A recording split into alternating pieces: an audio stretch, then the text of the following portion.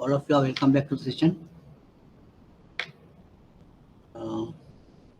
I think we have been discussing about financial instruments and derivatives last time, and we have gone through the different aspects and the fundamentals of derivatives.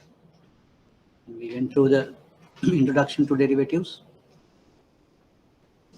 and the reasons to use derivatives, concept, and all things we have gone through, and we have done some application aspects also. In the financial marketplace, derivatives have a very high contribution. With the fundamentals of derivatives, you can really understand great deal of markets.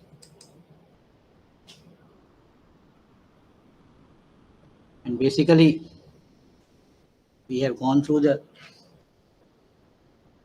basic types of derivatives. Those are futures, forwards, options, and swaps. And we have gone through some applications.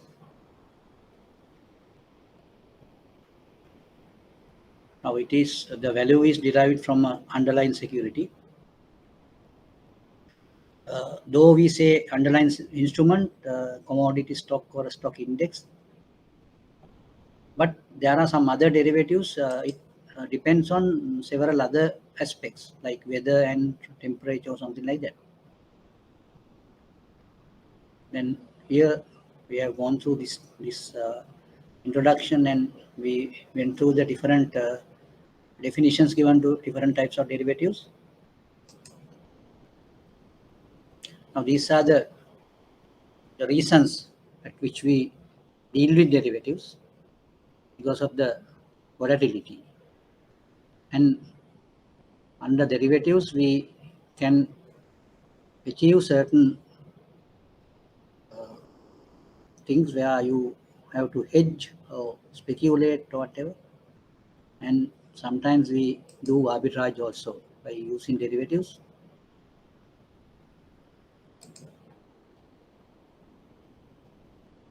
And we went through these concepts of short selling and holding long positions.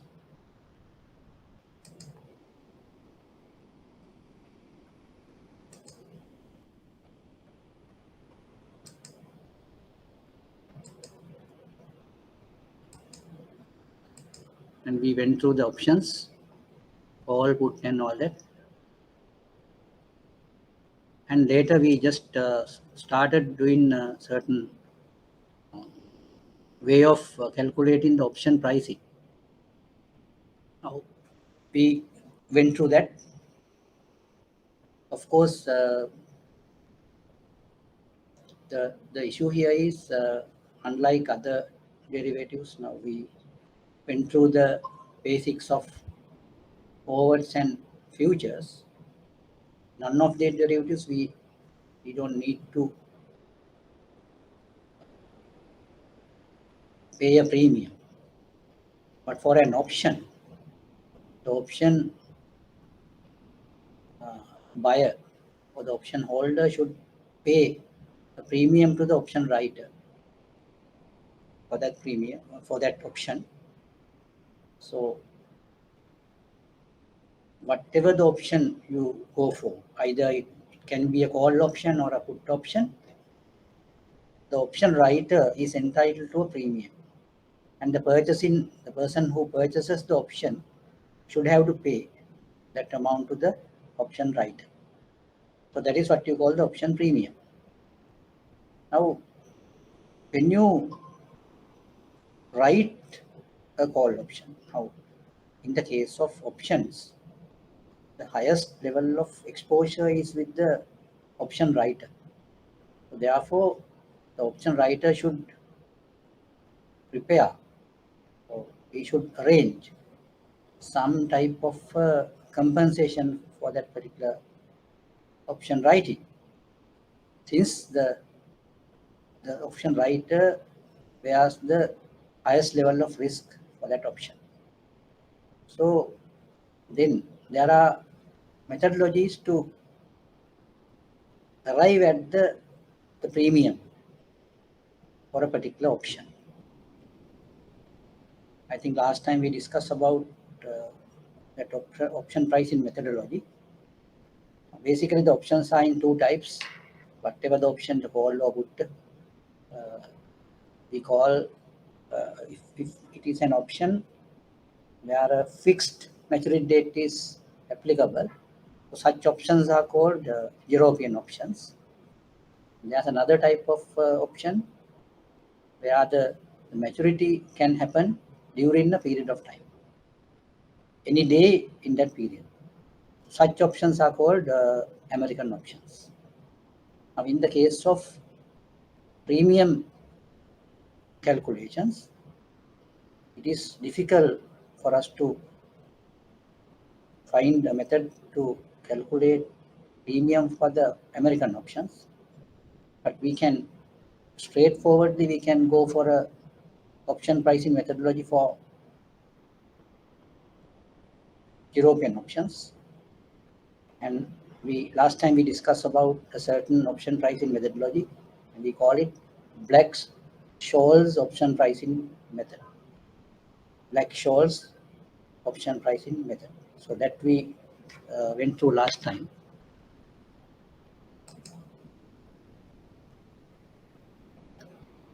And before that, we just went through the profit and the value trajectory of a certain type of an option in terms of a option purchaser or an option writer.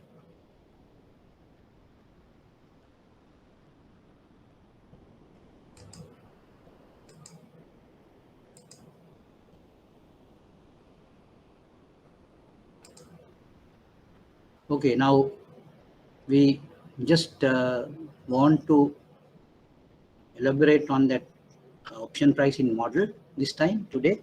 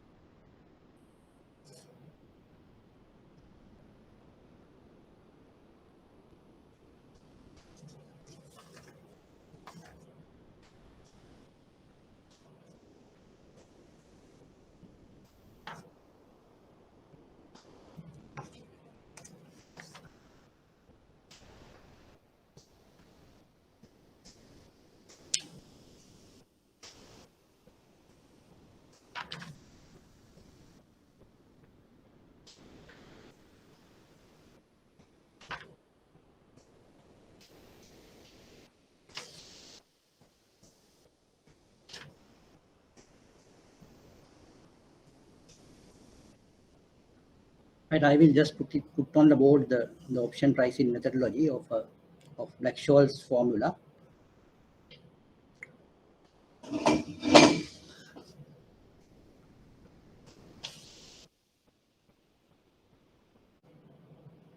Is it okay now? Can you hear me? Yeah, now we can hear you. Right. Yes, sir.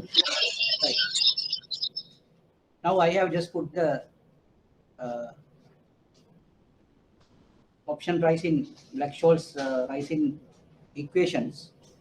There you get the call option pricing in the first equation, that is C equals something, and the other one that is the pricing for a put option. And I just explained the meaning of D1 and D2 also. And last time also we did this. We have to apply these things into our day-to-day activities. And at the same time, you have another relationship, that is D1 is equal to, sorry, D2 is equal to D1 minus sigma square root of T. And I think I just gave you the meanings of these letters or codes. Now in the you get the first equation, that is the option pricing for a call option. There you get the equation C equals S0 n T1 minus K, capital K, e to the power minus RT n D2. Now the meanings are given in these letters. There you get the S naught. S naught is the stock price, or whatever the price you are talking about, the current price. So K is the strike price. K is the strike price. And R, simple R, is the risk-free rate. Risk-free rate is the simple R. Then you have another letter, that is capital T. Capital T represents the total tenor of the option. The tenor means, now if you go for option today, the expiry date is another 1 year's time. So then tenor is 1 year.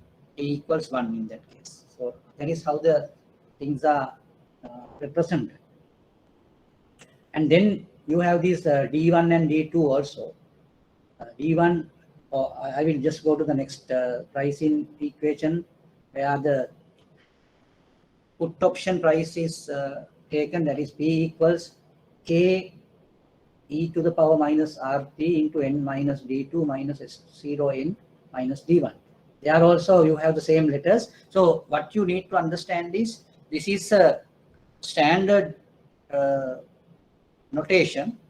You need to understand what is the standard notation and the particular meanings of these standard notations.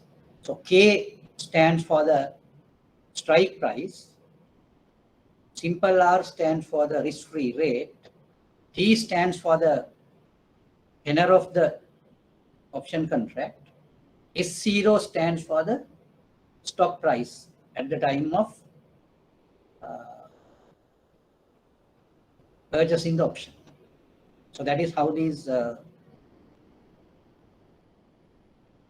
codes are explained. And at the same time, you have another values D1 and D2.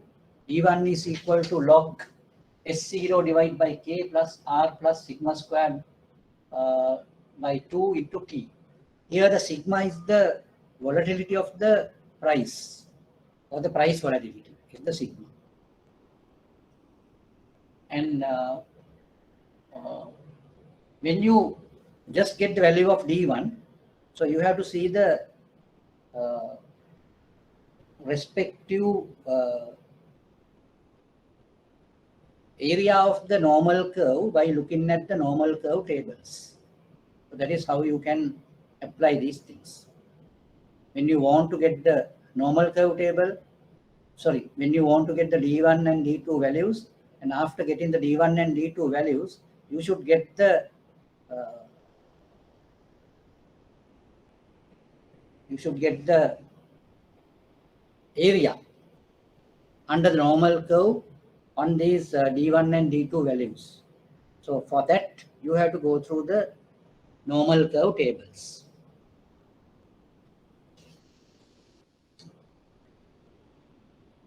Now I can just explain it on the board, the meaning of D1 and ND1. Now here you can just get the normal curve. This is 0. Then you can say mu equals 0. And when you say D1, this is say D1. Now the meaning of ND1 is the shaded area.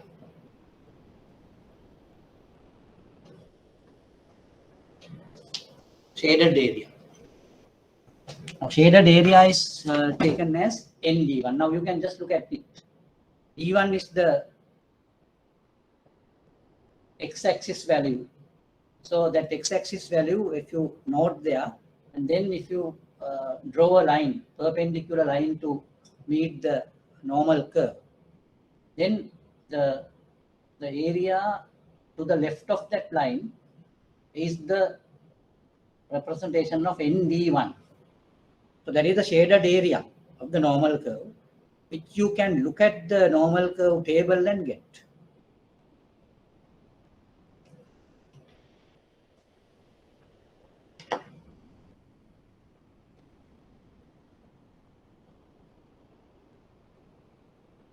Right, I think this we have already gone through earlier. But anyway, now we will see how we can make use of this model and do the different types of calculations.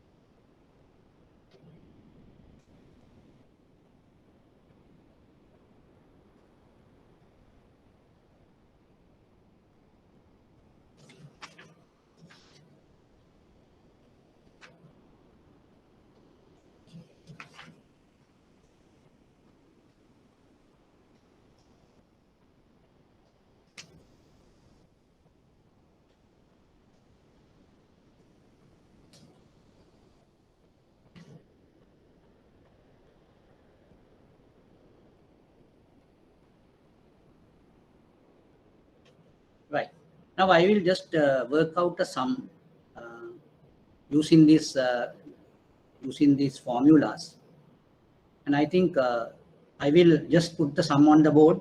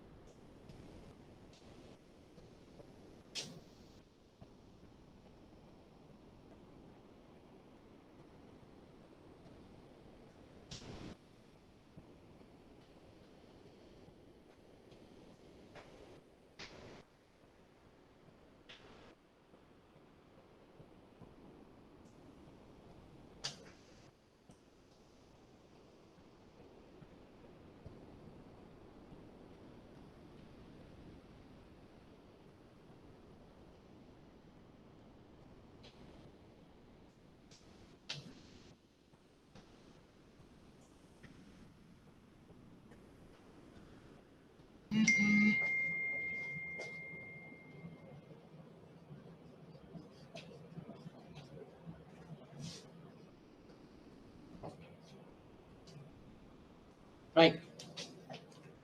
Now, just to look at the sum.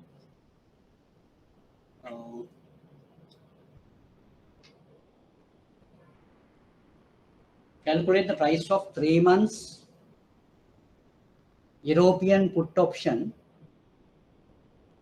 on a stock with a strike price of $50. The strike price is $50 when the current stock price is $50, and the current stock price and the strike price is same.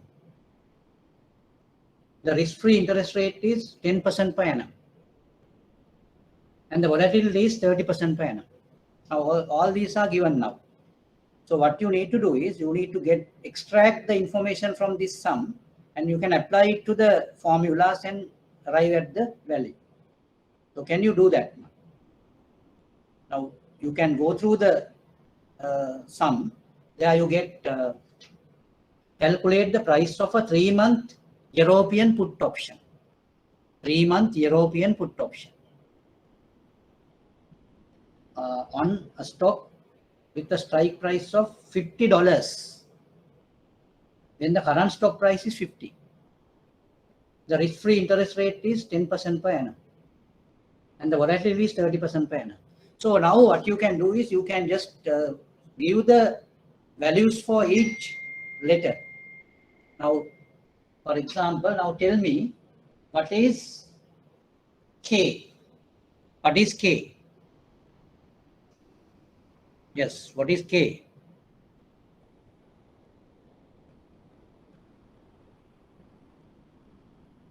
Just message it. What is K?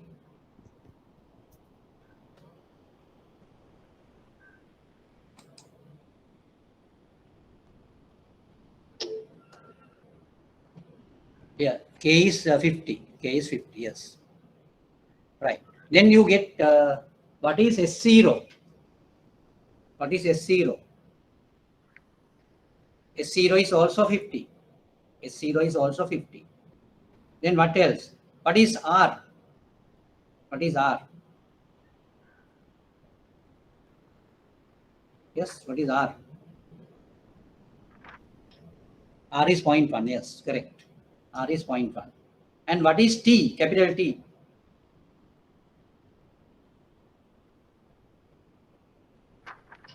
What is capital T?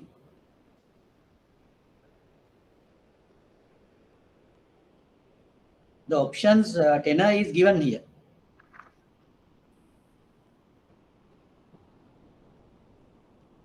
Options tenor is given here. Yes, 0.25. Yes, correct. T is 0.25. What else we need to get? Then you need to get the volatility, that is sigma. Sigma is 30%. Sigma is 30%, or you can say 0.3. Sigma, that is sigma, right? Sigma is 0.3. Now we can go into the calculation. So in order to do the calculation, we have to get the D1 and D2. So for that, we need to arrive at only D1. So with the D1, you will be in a position to get the D2 also calculated. Because there's a relationship between D1 and D2. There you can say D1 is equal to D2 is equal to D1 minus sigma into square root of T. So if you calculate D1, you will be in a position to calculate D2 also without going all over again. So you can apply the formula and calculate the D2 also. So therefore, what we need to do is we need to calculate D1. Right. So now try to calculate D1 now.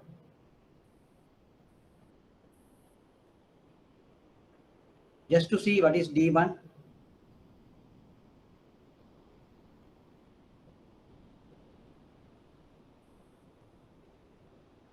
Right. You can jot down the values in one side. Now these are the values we have taken.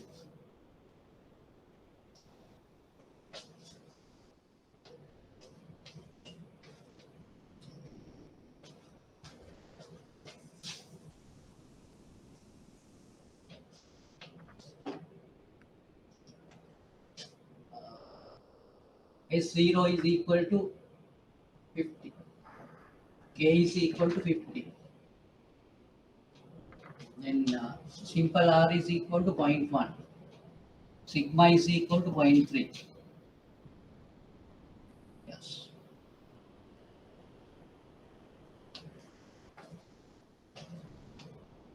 T is equal to 0.25. Now these are the values. These are the values, and we can apply these values into the this relationship of D1. Right? So D1 is equal to then log 50 divided by 50 plus 0.1 plus 0.3 square divided by 2 into 0.25 divided by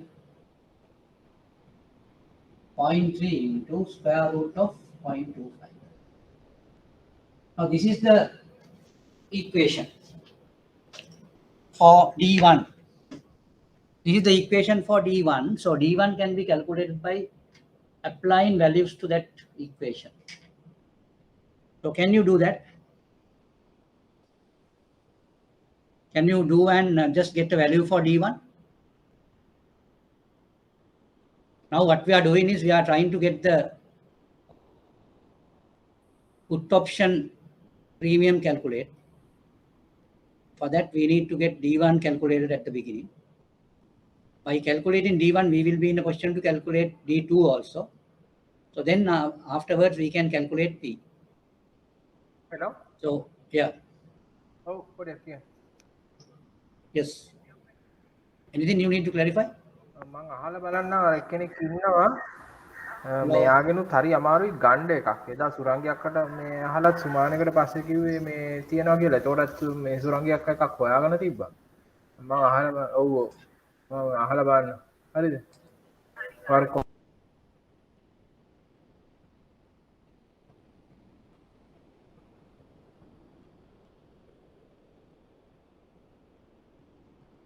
Right. Now, what we can do now is we can apply the values to the equation and get in the value of D1. So there you get D1 is equal to log 50 over 50 plus 0.1 plus 0.3 square divided by 2 into 0.25. Now here you see in the denominator you get 0.3 into square root of 0.25. So can you calculate this value? Can you get the value of D1? Can you get the value of D1? Yes, 0.742. We will see that it is correct.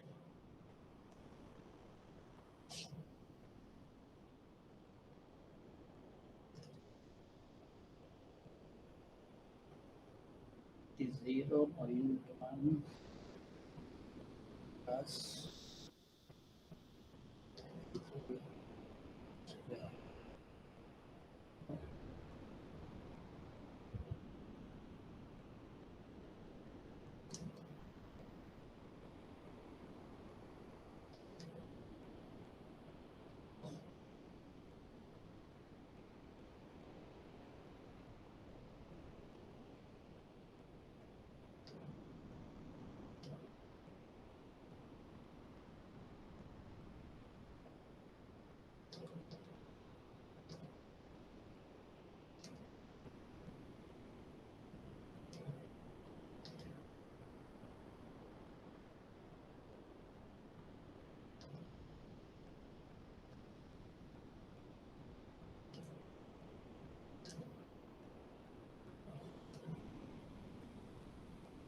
what is the value for D1? Someone has sent it.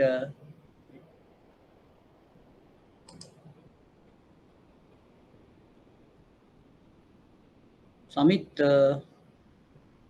now first of all you have a value of log 50 over 50. What is the value of that? It is 0. Log 1 is 0 because 50 over 50 is 1. No? Log 1 is 0. So then that value comes to 0. Then you get 0.1 plus 0.3 squared divided by 2. 0.3 squared is 0.09. That has to be divided by 2. There you get 0.145. 0.145. That has to be multiplied with 0.25. So in the numerator you get 0.03625. 0.03625, that is the numerator. The denominator you get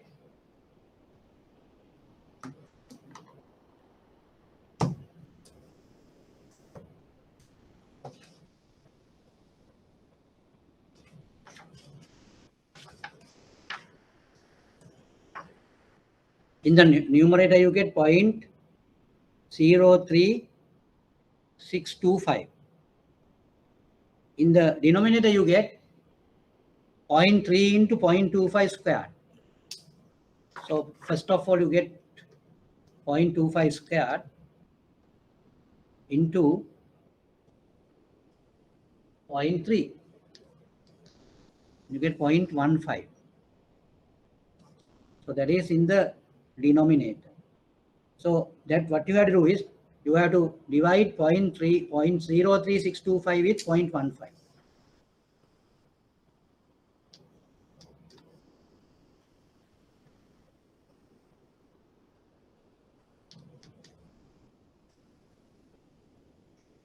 .2417 you get. 0.2417. That is the answer for D1. Anyone else got that answer? Samit, I think you have made a mistake, I think, where you have taken the value as 1, I think. Log 50 over 50 is not 1, huh? It is 0. Any questions? Others also should try to do it. Try to do it. Now we are in the process of getting the value for D1. D1. Now we are getting the value for D1.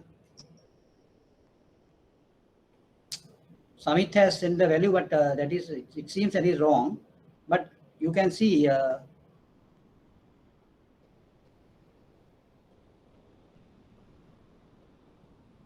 you can just do it again and see whether it is correct. I think that you made a mistake in the calculation of the numerator. There's a place where you get Ruchira. It's not 0.6966. The value actually would be 0.2417. That may be the value anyway. Ruchira, now how you have done it? Yeah, Chalana's answer is correct. I think 2417 you get. 2417, yes. 2417. 0.2417 is the answer. Chalana's answer comes close, yes. 2417, yes. That is the answer. Now just look at the other people's answers, why they have got wrong. Ruchira? Now just look at the first term of the answer. I mean, first term of the calculation, that is log 50 over 50. So what is the meaning of that? Log 1. Log 1 is equal to 0. Then plus, you get 0.1, that is the R. Then plus sigma squared, that is 0.3 squared divided by 2. Whole thing to be multiplied with T. T is 0.25. There you get the value, when you do the calculations, you get the value 0.03625. That is the value which should come to the numerator. And denominator has to be calculated. There you get 0.3 into 0.25. That comes to 0.15. The denominator is 0.15. Then finally you need to divide 0.03625 with 0.15. So then you get the value 0.2417 to the nearest fourth decimal, that is 0.2417. So D1 is 0.2417. D1 is 0.2417. Any question of regarding your calculations? Yes.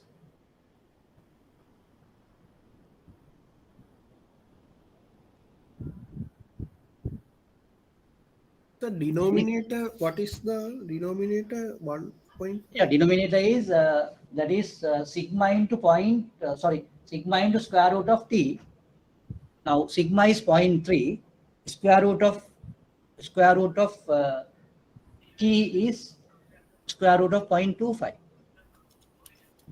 Then when you multiply that, you get the value 0.15. So therefore, in the denominator you get 0.15.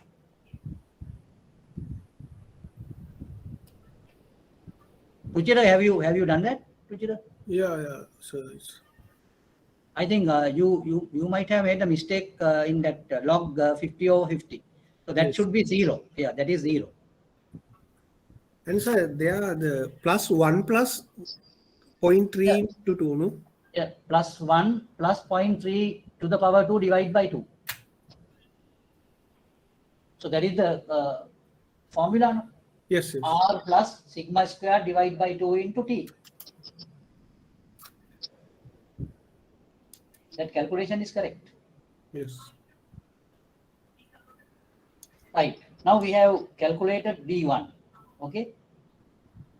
Now the next thing is to calculate by getting the value of D1. Now you can calculate the value for D2 also. So you can get D2 by D1. There you have a relationship. So you get D2 is equal to D1 minus sigma square root of t. So D1 we calculated, that is 0.2417 minus 0.3 into 0.25 square root. Yes.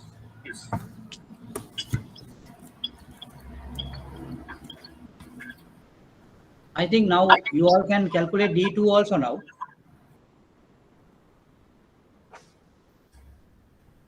You all can calculate D2.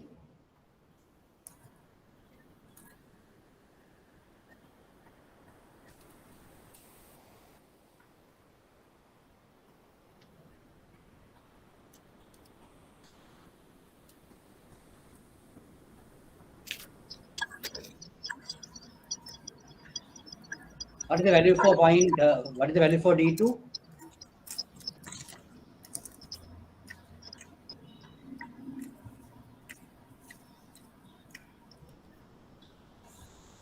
Very good. Samit answer is correct. 0.0917. Yes, that is the answer. That is the answer for D2. 0.0917. D2 is 0.0917. Now we have D1 as 0.2417 and D2 as 0.0917.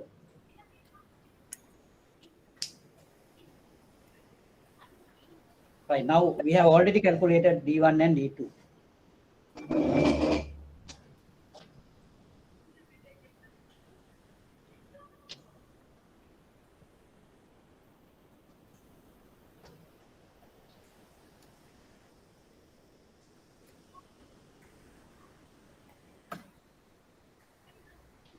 Now others also should try to get the answer, right? If you are not been able to get the answer, so you just do it again and see how you can get the answer. So I will put the answer for your reference. D1 is equal to 0.2417. D2 is equal to 0.0917. These are the two answers, D1 and D2. Now just to see how you can arrive at that. And if someone got wrong, then you just try to get it correct again. Yes, Chalana, correct. 0.0917, that is D2. Others also should try and get it. So nowadays, you should do hard work and get these things understood, right? So then you will see the rewards you get through this knowledge.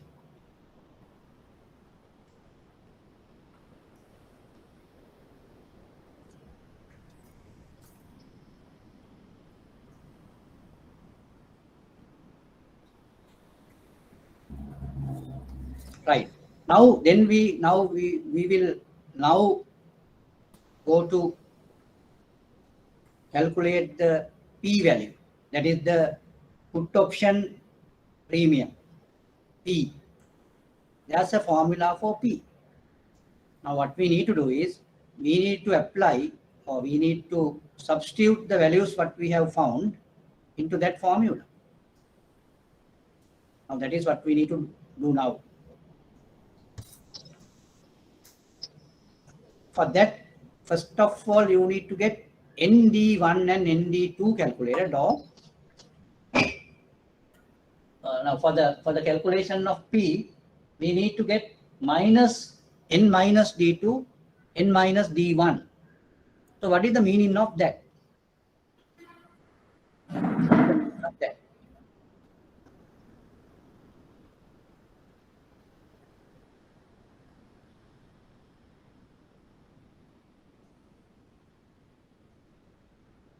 Now, do you have these normal curve tables with you? Normal curve tables you have?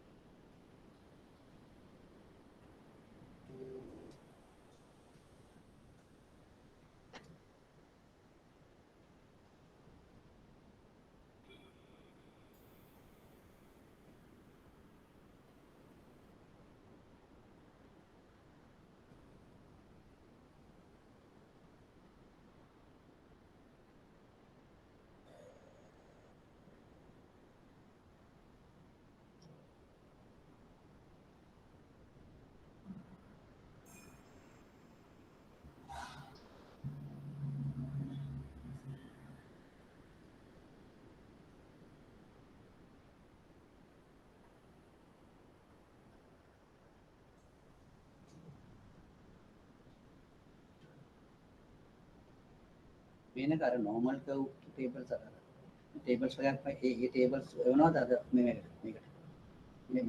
මේ ඔව් අරන් දුන්නා හරිය අරන් දුන්නා.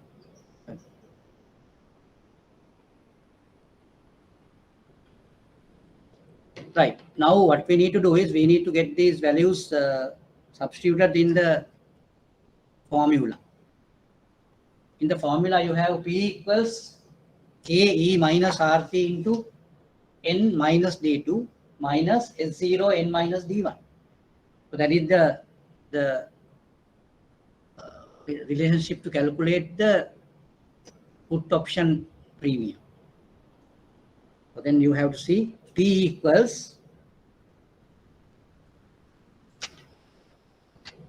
KE minus RT into N minus D2 minus S0 N minus D2 D1 N minus D1, yes.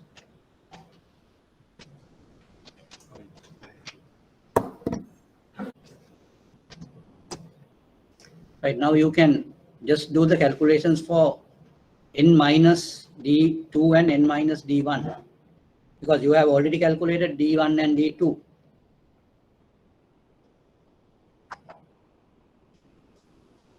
As per our calculations, D1 we got as 0.2417, D2 we got as 0.0917.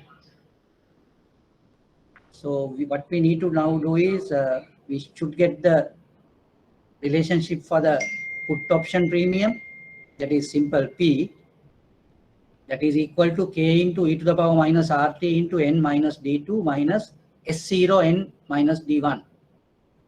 Right. Now we do the substitution here. With the substitution, k comes to 50.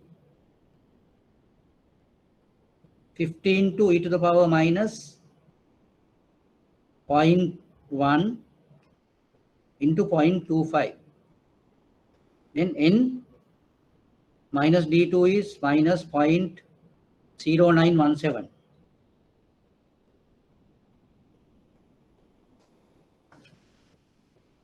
Then minus S0 is again 50, n minus d1, that is minus 0.2417. 2417. Right.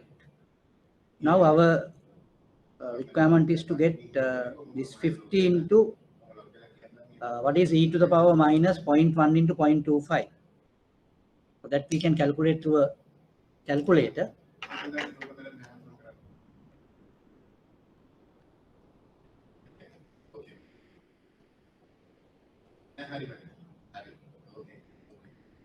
0.1 into 0.25.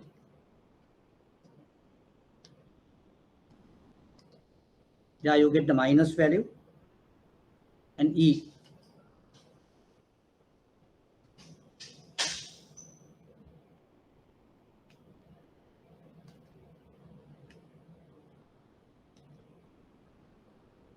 So that comes to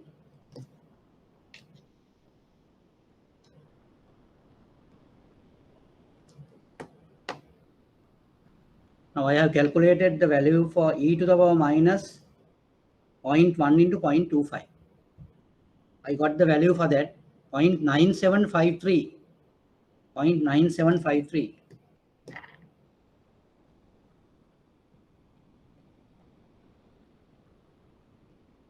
Now then again we need to go to the normal curve tables to get the value for minus 0.0917. Minus 0.0917. So we will see how we can get it.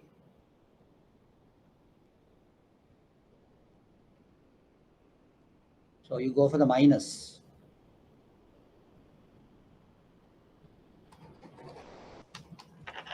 So the values are coming like this, and we can see the minus values the other side.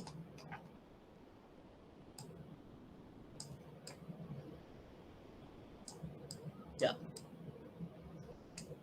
So how can we go to minus?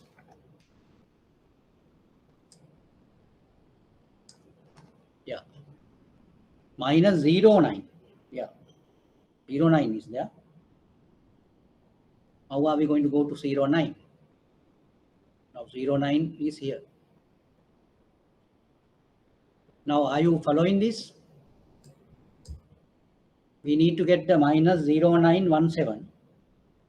But because of that, we don't have that much of a thing where we get 0.09. 0.09 is now this is the last column is the 0.9 column.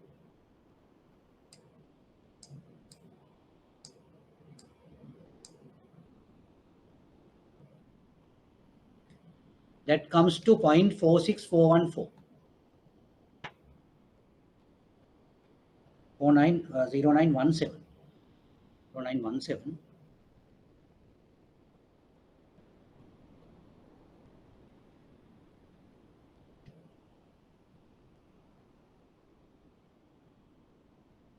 We can't purify further, so I think we have to just satisfy with that value.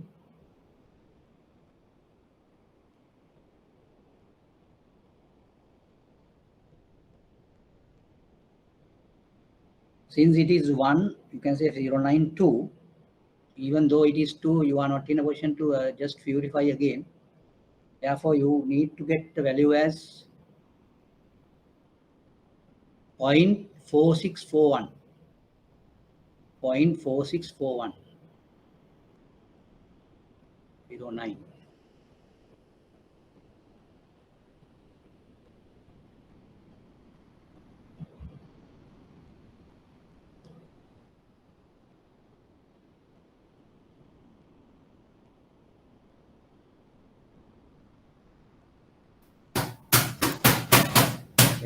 Are you just agreeing with that?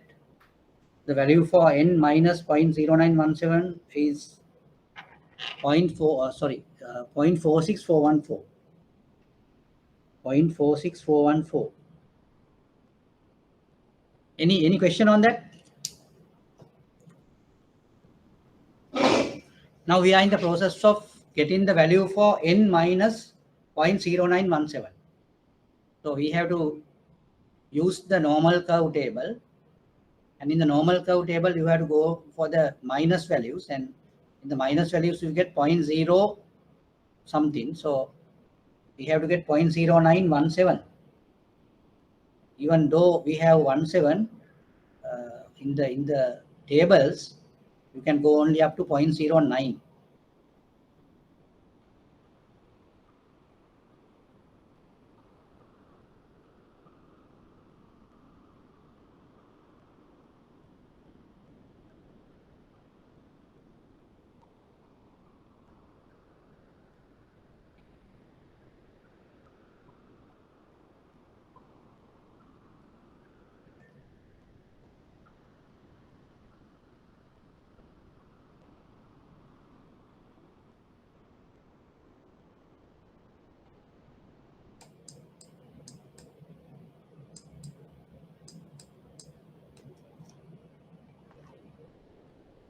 So I don't think that we can have a better value for this.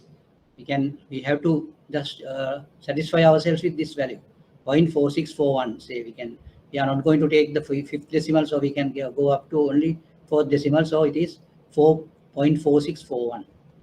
Okay. Then we need to get to the second term. There you get 50 into n minus 0.2417. 0.2417. Minus, that is also minus, no? 0.24. 24 somewhere here. 1, 2, 3, 4, 5. 2417. So 2400 comes here. 0.40517.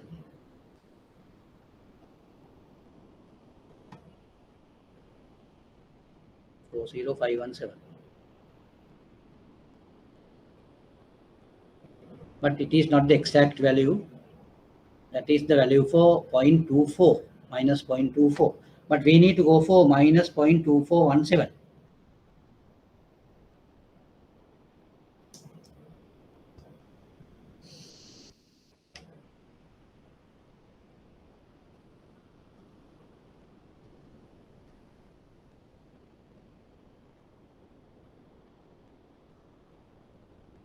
How can we get that?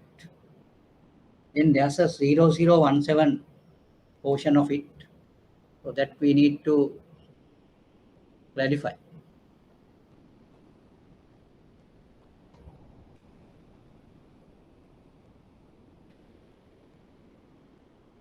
The other one is 0.24 or 25. This is 25. 0.25. So in between you get the other one. So then you can see there's a difference here. 1, 2, 3, 4,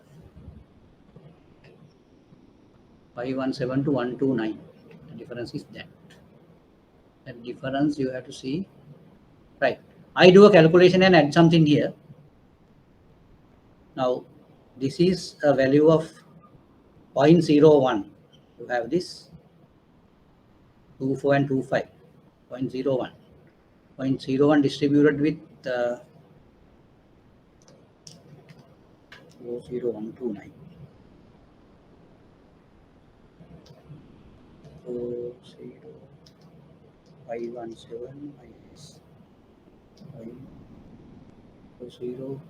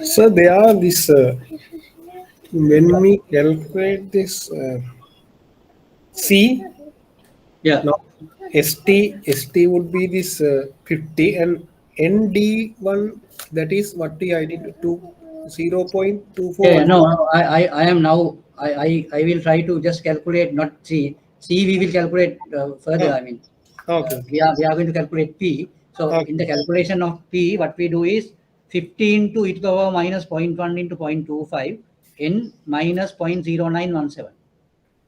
Then minus 15 to n minus 0.2417. So that has to be simplified. Okay. So you have to simplify this 15 to e to the power minus 0.1 into 0.25. That comes to 0.9753. Is it? Have you got it?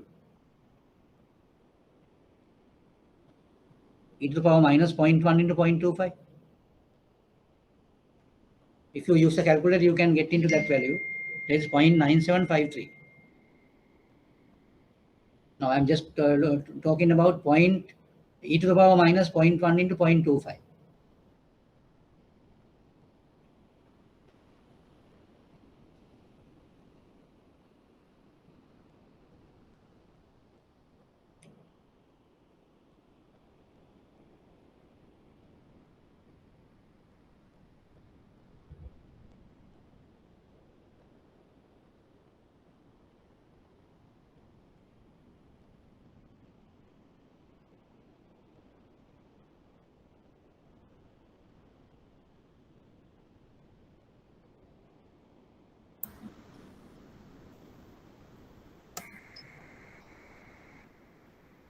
So what is the Z score for 0.2417? Yeah, 2417 actually now that is minus, sorry. It is a minus Right. value. So then you have to go to the minus side of it, and Hmm. you just look at it now. Now you can see the screen, no? There you get Yes. point minus 0.2, and when you go to the 4, that is 0.40517. Yes. That is Yes. 0.24, but our exact value is not 0.24, it is 0.2417. So we have to do the adjustment by looking at the other part also. Now That is 0.40129. In between. yeah, in between that, yes, in between that. In between that means it is very close to 0.401517, close to that,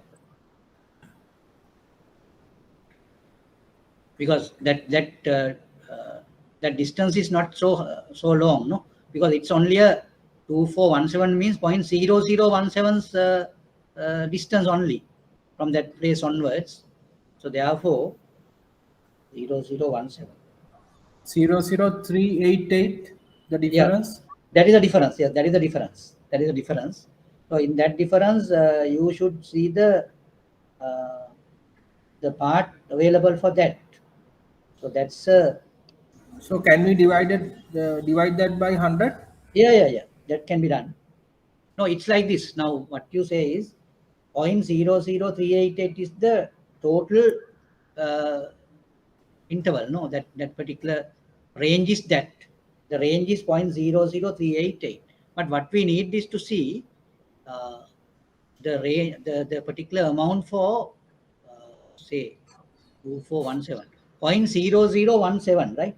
0.0017. So 0.0017 is how much of this. So then what we can do is we can see 0.0017, yes. 0.0017 to be divided by 0.00338, 388, no, 388. 0.0017 to be divided by 0.00388. So that you get 0.43 something, that is 43%. So that is 43%. So that is, we can say, this we can multiply with 0.00388. 0017. Right. Anyway. Uh,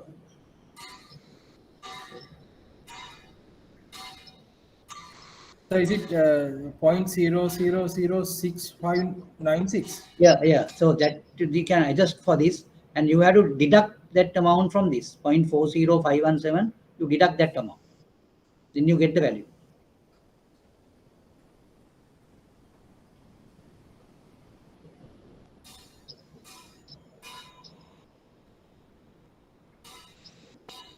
You can say the half of it, like 65 something. No, you say 165 or something. No, is that point?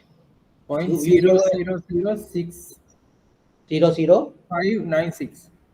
Is it 0.0596. 6596? Is it correct, sir? Yeah, 0.0065. 0.0065. Point triple zero. 0.0006596. Yeah, right, maybe 65. 0.0065.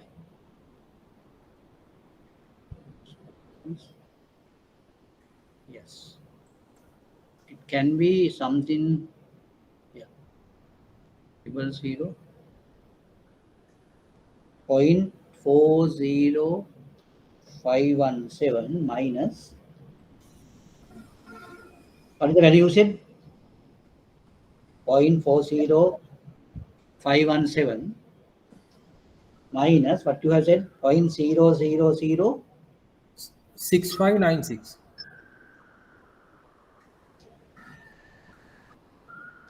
0.000659. Yes. So then the answer you get 0.40451. 0.40451. That is the answer. 0.40451. That is the n minus 0.25417 is that. So you can put that value there. That is 0.40451. 40451. Okay. Now when, yeah. 0.40451. Is it, sir? Yeah, 451. Yes. Oh.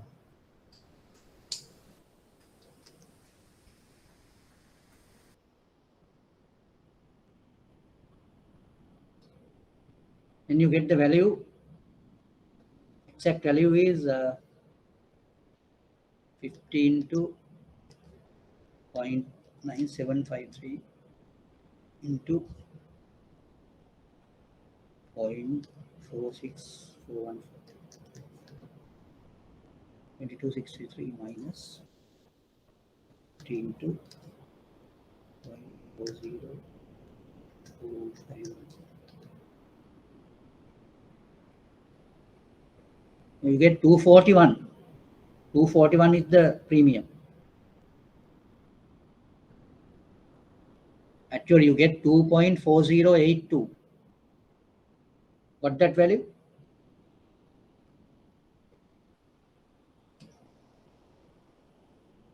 $2.4082.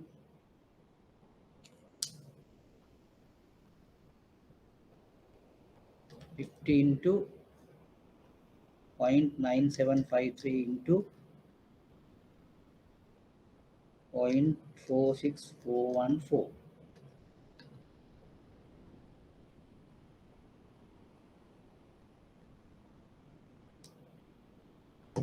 minus 50 into 0.40451. 2.4082.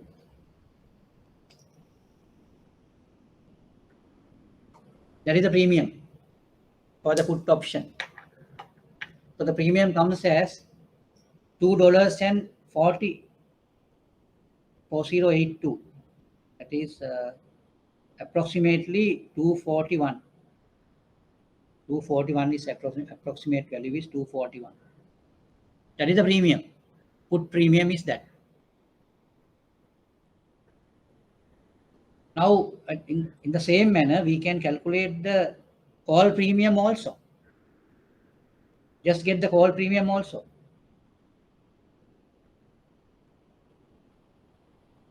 Now, in order to get the call premium calculated,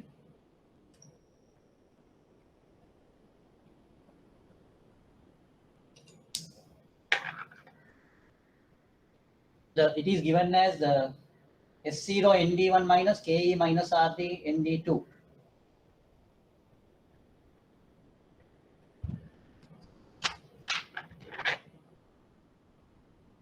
S0 ND1 minus KE minus RT ND2. So S0 is 50, ND1 is ND1 is 0.2417 minus 15 to e to the power minus 0.1 into 0.25 N E2 is 0.0917. Now this time the values ND value is positive in the sense D value is positive. So then you have to go to the positive side of it, the table.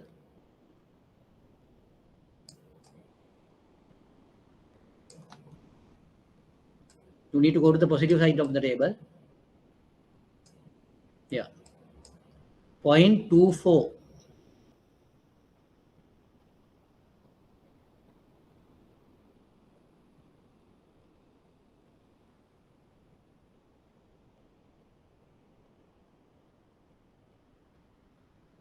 .25 is here, and it is 17 also. 17 means now they are also the same way you have to do the calculation. You have 59871 here, 60257. In between you might get it somewhere here. Now here 4 is here. So the difference, you can see the range 598483 to 59871. That is the range. So that range has to be divided in between.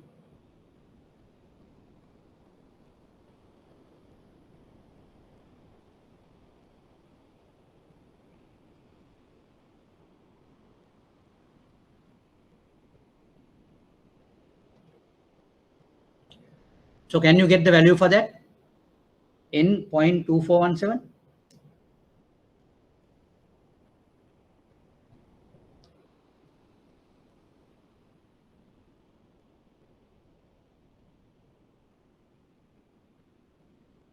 So for 0.0917, Z score is 0.83891, is it? 0.83891. For You are talking about 0917. You are talking about 0917. 09. 0917, yes. Yeah, 0917, it should be somewhere 09. That is 0.53 something, no? 0.53586, no, that the value is there. 09 is there, no? But when you say 17, that's a different case. 17, it is very difficult for us to, because the difference comes with that, no, the next one. 0.1 then. Because this is the difference between 0.09 and 0.1. When you say 0.09, it is like 917, like. Then you have to see up to 1000, what is the value? So up to 1000, there will be another 917 to 1000 is how much? 83. 0.0083 is the difference, no? That difference, I mean, from that difference, you have to see the difference derived from 0.0017. So that is how we can calculate that. You got my point. Now what we need to do is, now you say now something 0.8 something you said, no? That is wrong. That can't be, no? That can't be. So you have taken 0.9, not 0.09. Right. You have taken 0.9. That is the issue. 0.09 is, you have to start with 0.0. Then it's 0.53586. 0.5358. So that is the answer, yes. but that is not the exact, because we are looking for 0.0917. No, Yes, it's but it is, between 0.1, yeah, is yeah, it 0.1 and 0.0. yeah, that's correct.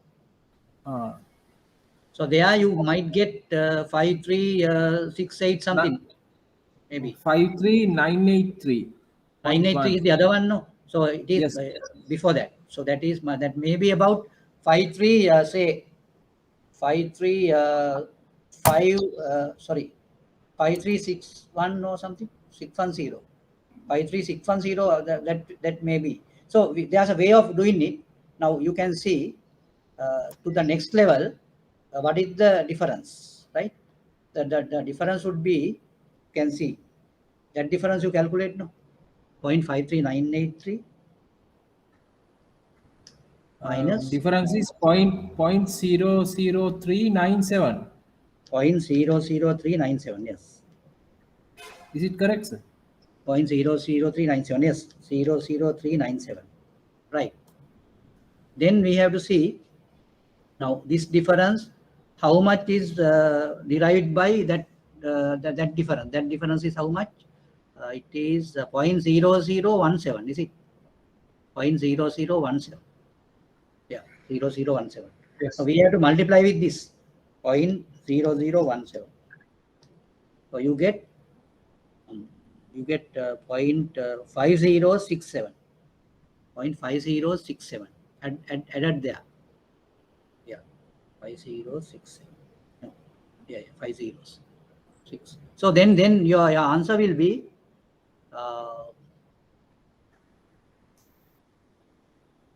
there's no big difference.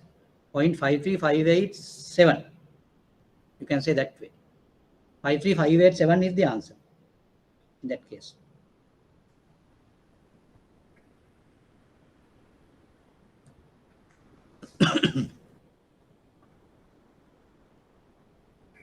Now I will just explain it again. Now we need to go for the next thing. Next level is 53983. The difference between 53983 and 539586 is 53983 minus 53586.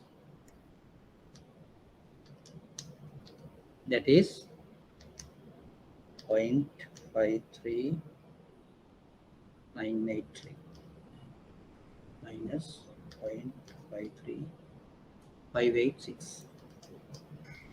That comes as 0.00397. And that 0.00397 is the whole range, right? But our requirement is to see the difference. The difference is, now here we are looking for 0.0917. No? So that difference is 0.0017. So then what we need to do is we need to multiply this with 0.0017. And that is the value. Out of that, you get the value as 0.50 and 67. So therefore, you can put it as 53587. 53587. So that way you can put it. That is the answer you get. 0.53587.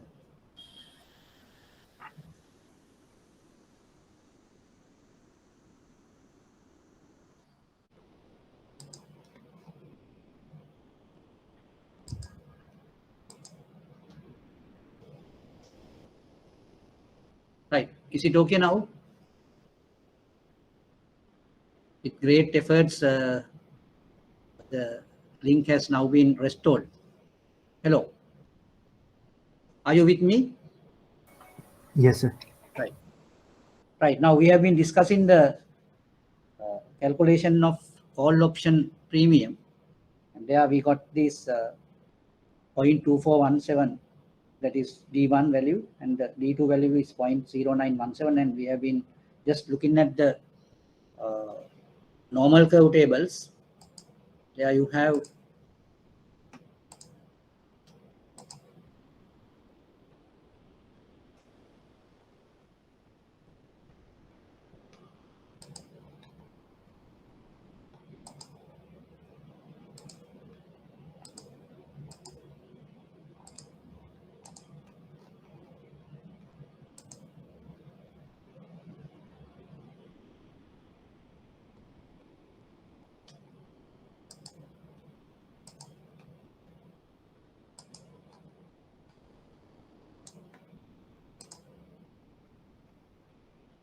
Right.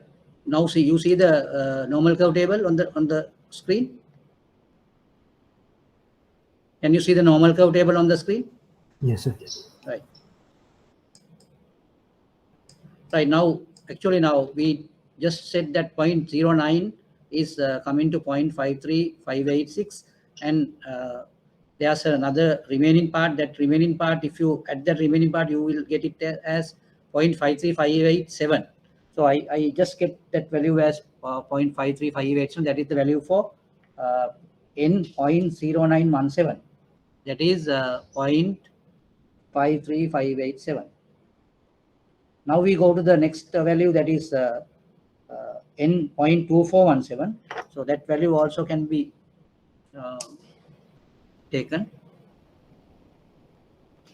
0.24. So 0.24 is somewhere here, 0.59483. But we want to get the value for 2417. So therefore, we need to see from 59483 to 59871. You have a value range. We just take the value range now. Value range is 0.59871 minus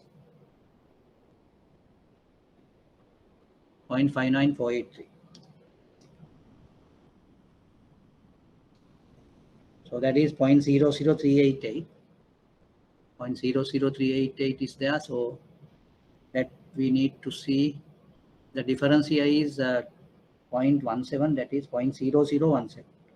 So we multiply it with 0.0017. You get 6596. 6596 means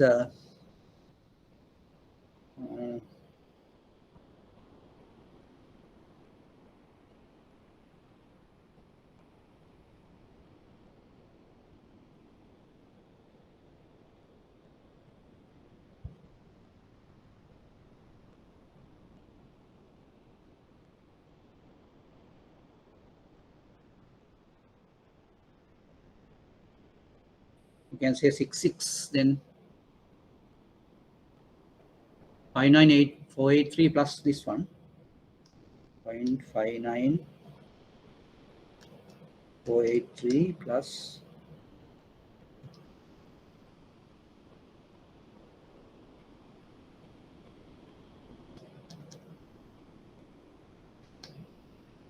60143. So that is the answer. Sorry, 59483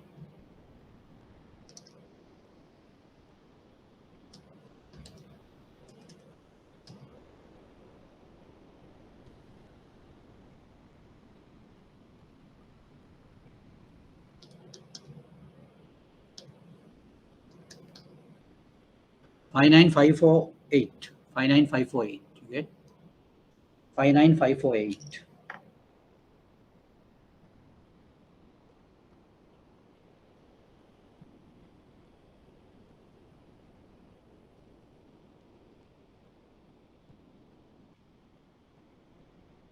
Finally, you get 15 to 0.59548 minus 15 to 0.9753 into 0.53587. So if you do the simplification, you get 15 to 0.59548. It is 29.774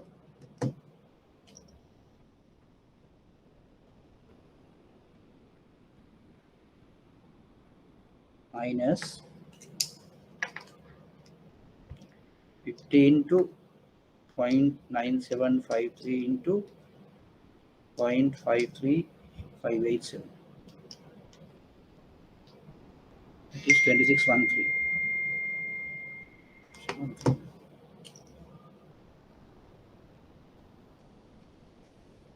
Can you get the call premium as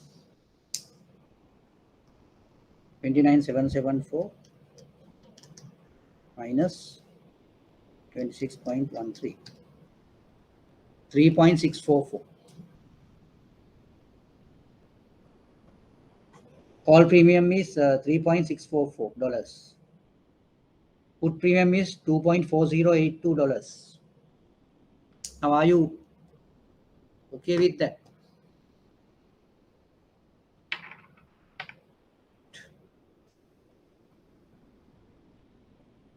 Anyway, what you can now do is you just go through the things again and see whether it is coming, the answers are coming.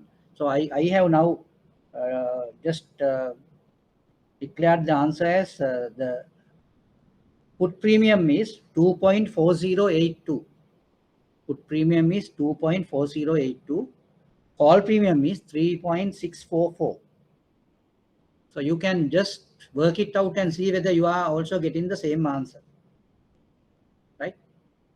So I will come back again by 3:50, 3:55. Okay, I will come back at 3:55. So in the meantime, you go through the things and see whether you are getting the same answer.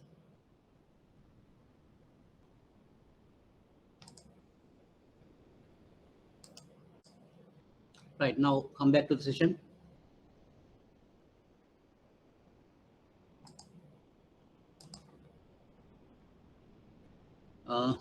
I don't know whether you have got the answers for these things. The value for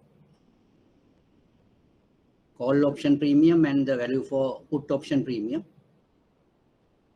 As per my calculations, I got the values for the put option. The value is $2.4082. $2.4082. The value is that for the put option. The call option, it is $3.644. Now, if you look at these two premiums, what can you just imagine, or what can you just derive?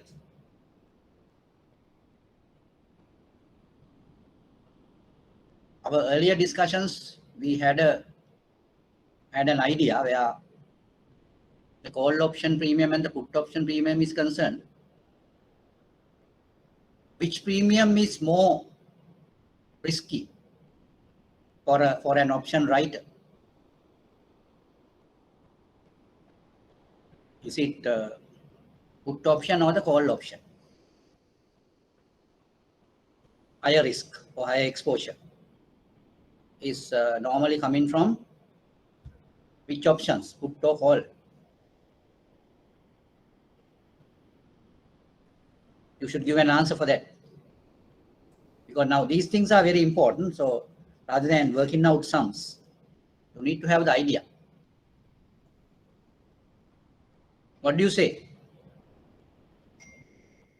For an option writer, what would be the more exposures? I mean, more risky, more vulnerable? Would it be the call option or a put option?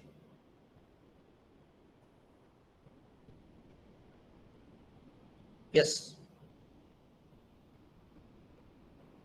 Suppose all of you with me. So what is your idea?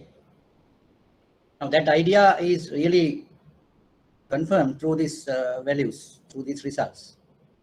We got the put premium value as 2.4082 and call premium, call option premium value as 3.644.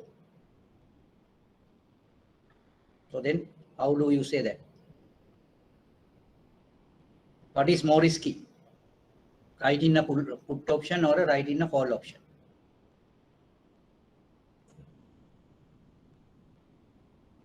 Just give the answer. Yeah. Writing a call, no? Write in a call option. Writing. Write in a call option is more risky. So therefore, the premium for a call option would be higher than a premium for a put option in normal circumstances.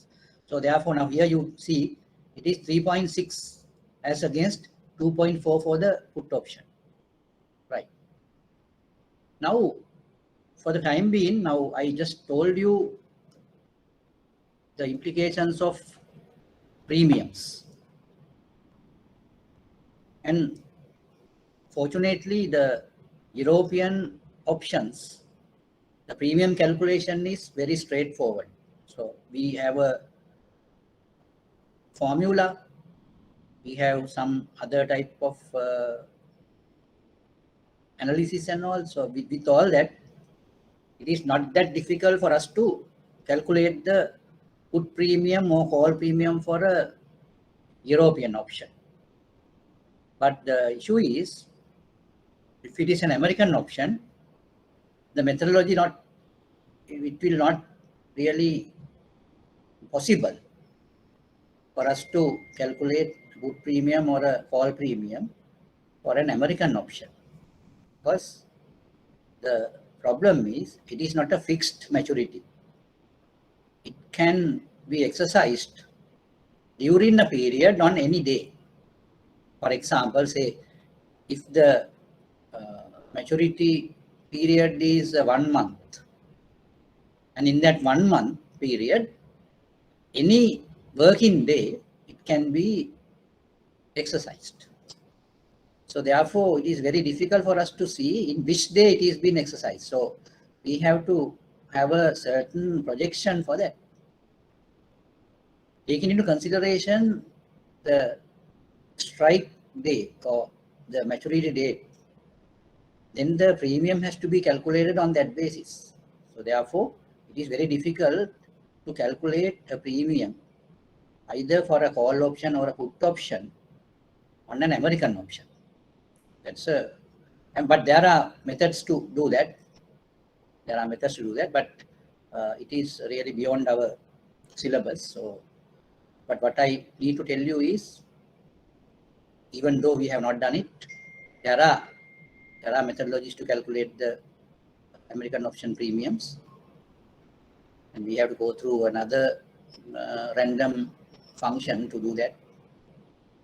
And even there are methodologies to used by some computers or whatever.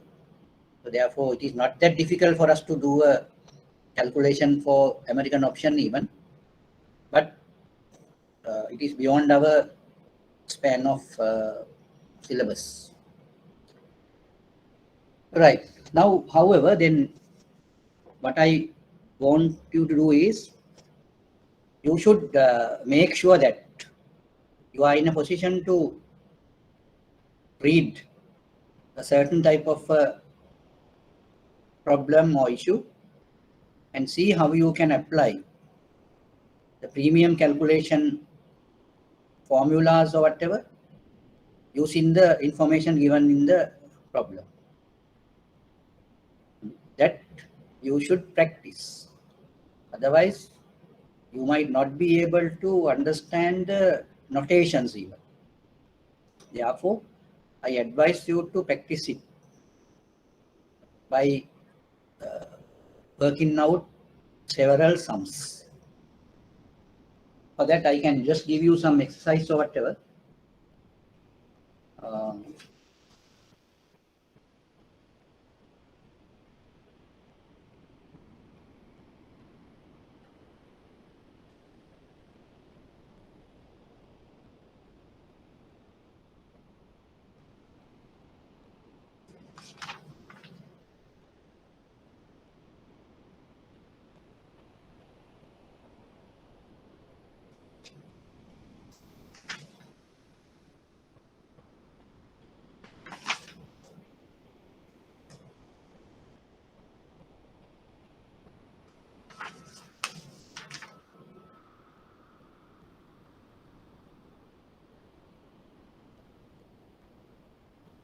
Right.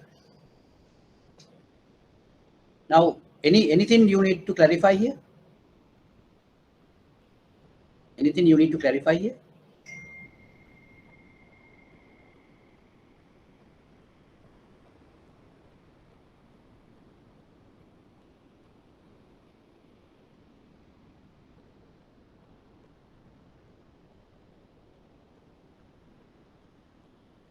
Right.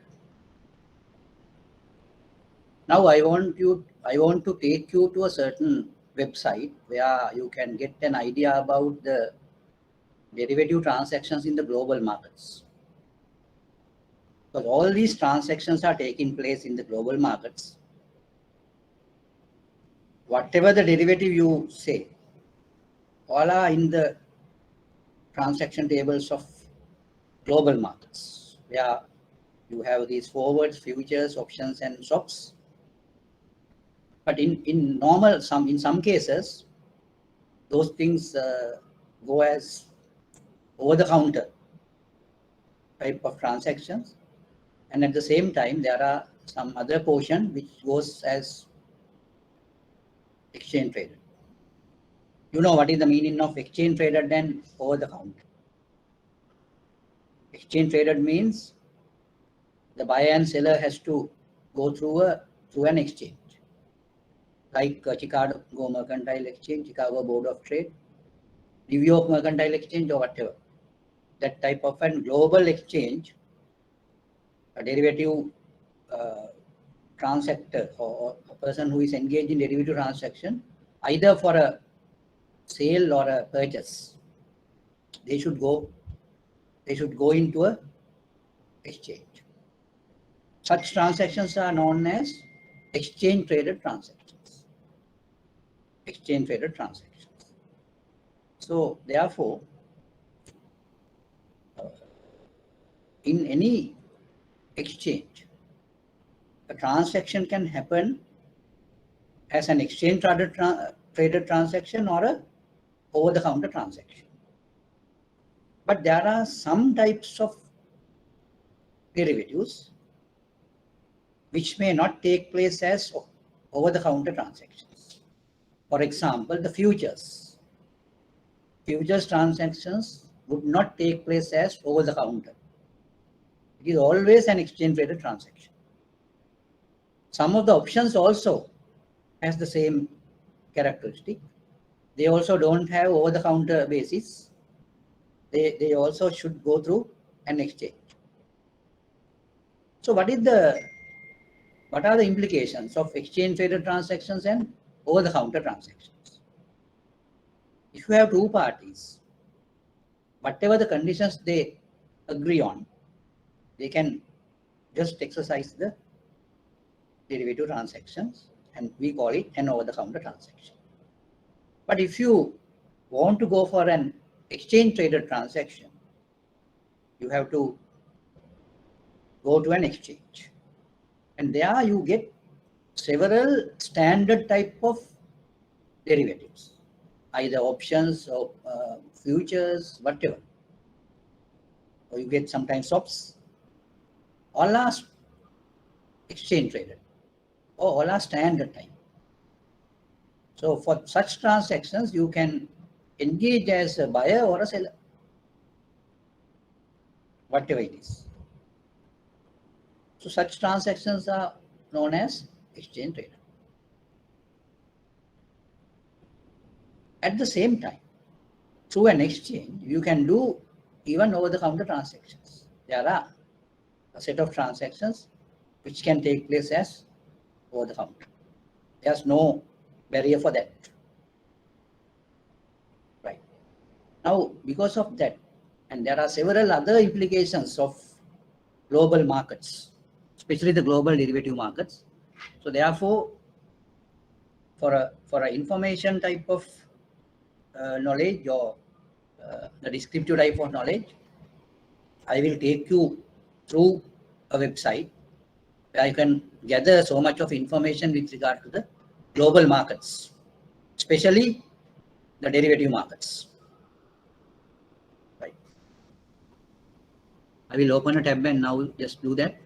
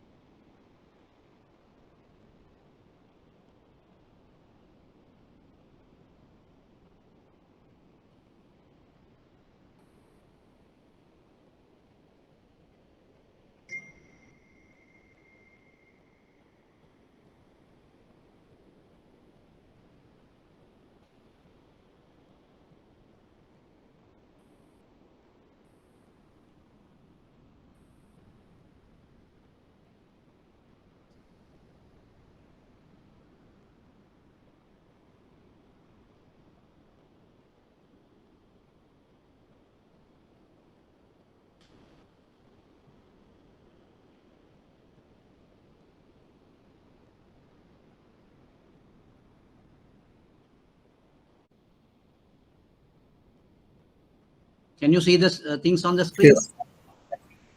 Yes. Now, I will just take you through this website, right? This is the CME group, that is Chicago Mercantile Exchange website.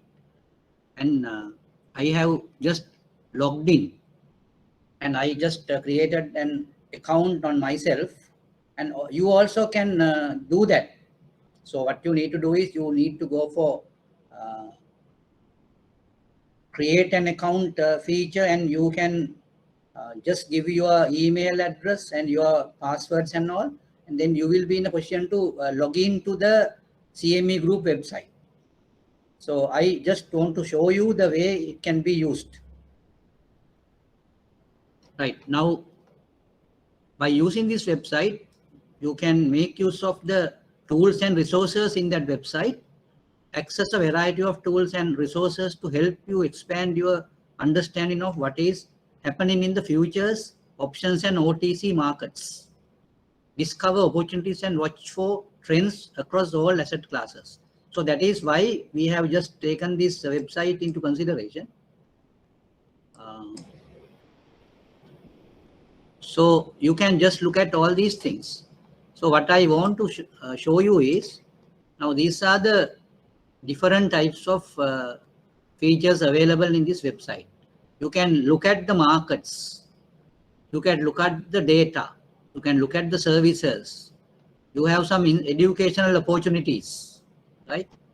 So then, first of all, I will go to the markets. Now there you get, they ask for active trader. So we are not active traders. We are not going to find a broker. Now this is only for our educational purposes. Now you can see there are different products available in this market. Now you can see WTI crude oil. Now all these products being given a certain symbol or certain code. Corn. If you go for the corn markets, there you get the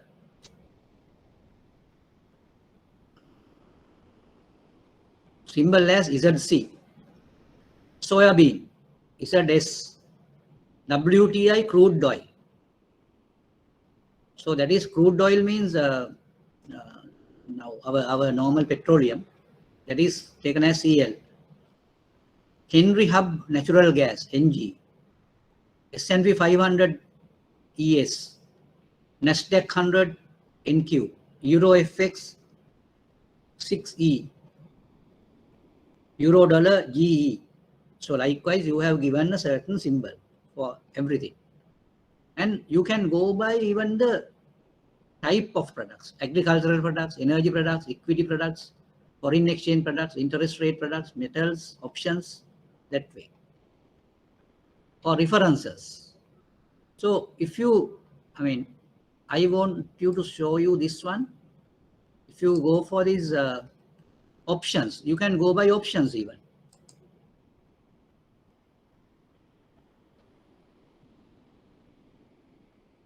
Now it says global options trading across 6 asset classes.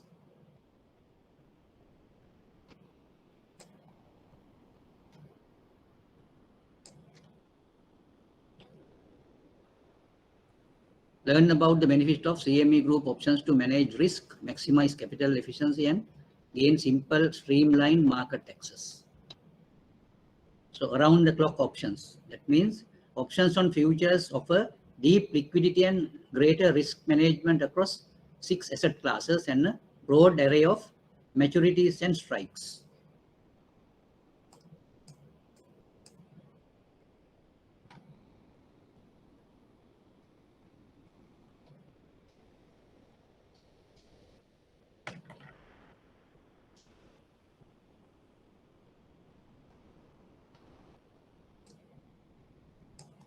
So you can see that.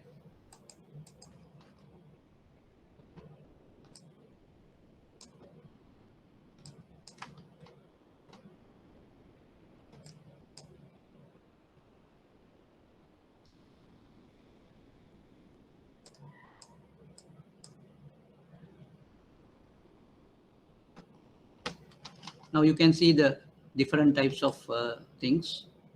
And I want to just show you the other benefits you can get from this. You can see education.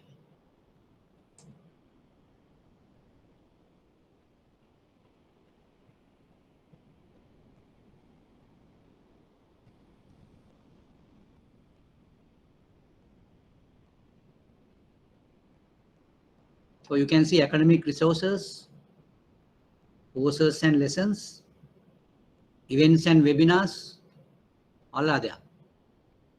Then you have trading simulator also.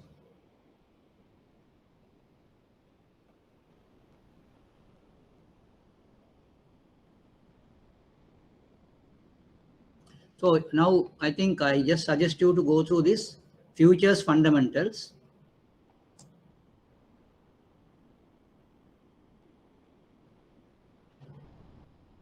Right now you can see a clear look at the world of derivatives.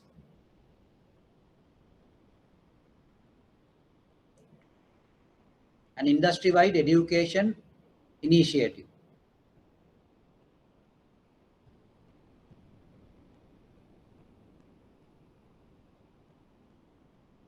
Right. Now we are going to have the futures fundamentals, get the basics, right? So get the basics. Introduction to derivatives.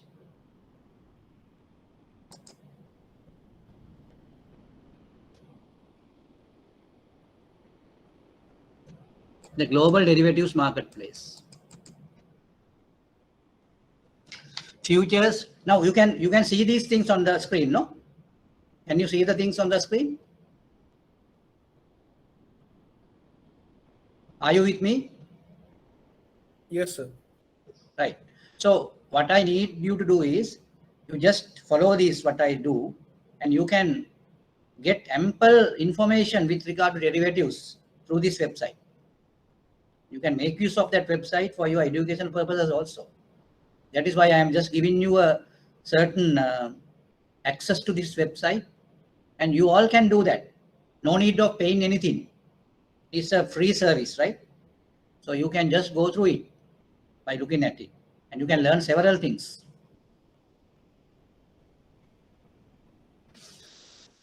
Now just we can read it now. Futures, options, forwards, margins, algorithms, liquidity. If you think this is all above your head, think again.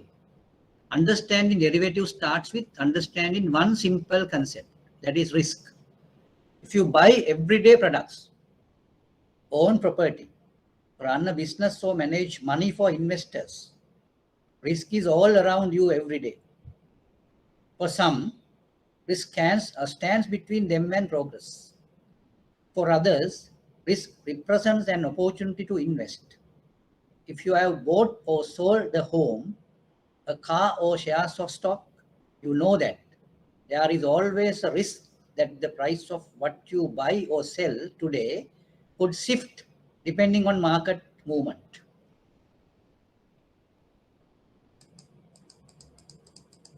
In a derivatives marketplace, individuals and businesses everywhere are able to lock in a future price by putting it into a binding contract.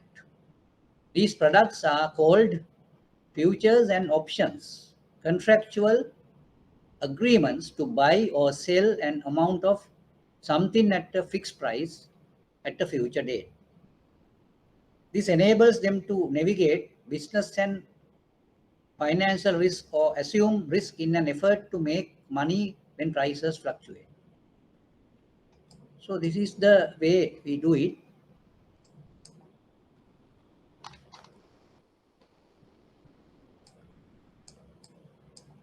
And you can see the derivative, a financial instrument such as a futures or options contract whose value is based upon a physical commodity or other financial instruments. Right.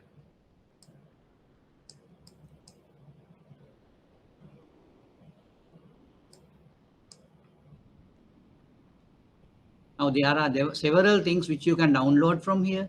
So no, I am just giving you a certain understanding on these things. So I am not going to download these things now. I want to show you something else also.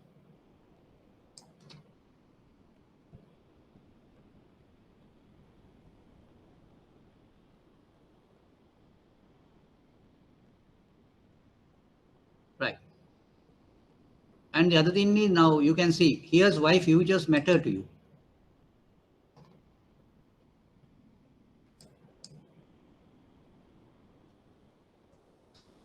Right, we can just go through it. Now, future is a standardized contract for the purchase and sale of financial instruments or physical commodities on a futures exchange for future delivery. Futures trading helps businesses around the world navigate risk and uncertainty. By locking in future prices using futures products, they are better equipped to take on new opportunities and act more quickly and decisively, grow their businesses, and ultimately help reduce cost for you, the consumer. Now, this shows turning futures into opportunity. Real estate developers can put more money into new building projects, so your community gets new schools, new homes, and new commercial centers. Futures play a huge role in our economy, but they also impact the smallest area of your life, like the cereal you have for breakfast. See how below.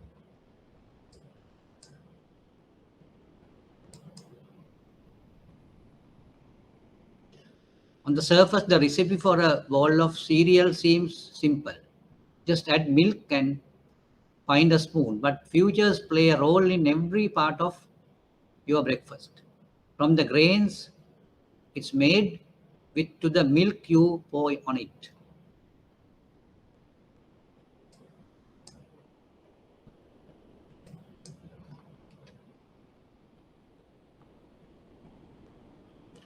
Engage with real world examples of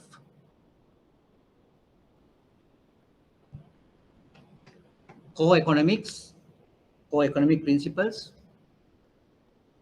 through these interactive educational resources.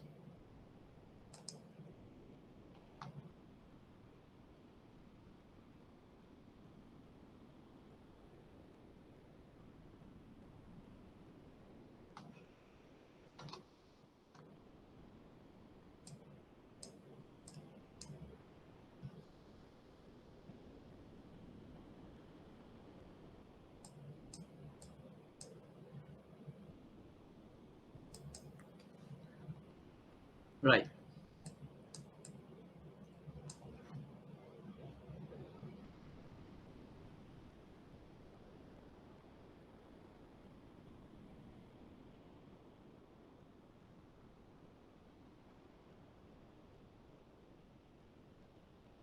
Now, when you go into see the impact, there you have futures products, agriculture futures, energy futures, financial futures. Now, when you say agriculture futures, you can buy on futures the grains, rice, soya beans, and all that. So now I will show you the way it affects the prices of foods.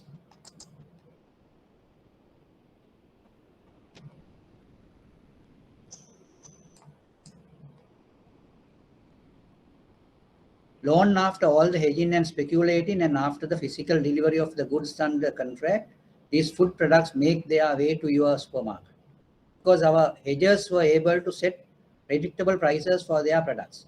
You get relative consistency in the prices you pay for groceries from week to week. But sometimes these prices fluctuate.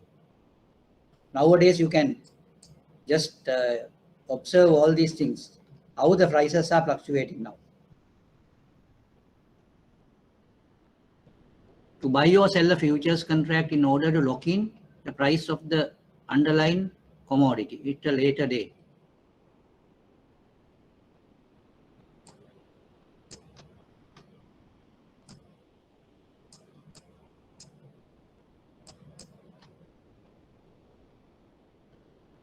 The facts behind food prices. The prices of agricultural futures depend on a number of external factors, and these prices ultimately impact what you pay for your food.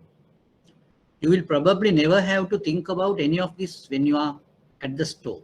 That's because hedgers already have, by using futures to protect their commodities from this world of price variables.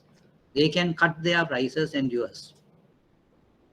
These are the factors now below it is mentioned: geopolitical conflicts, global supply, international trade relationships, diseases.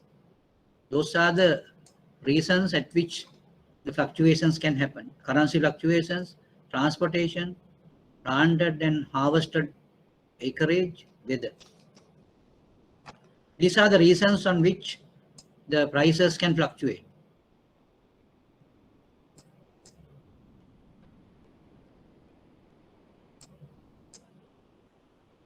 These are the reasons at which the prices fluctuate.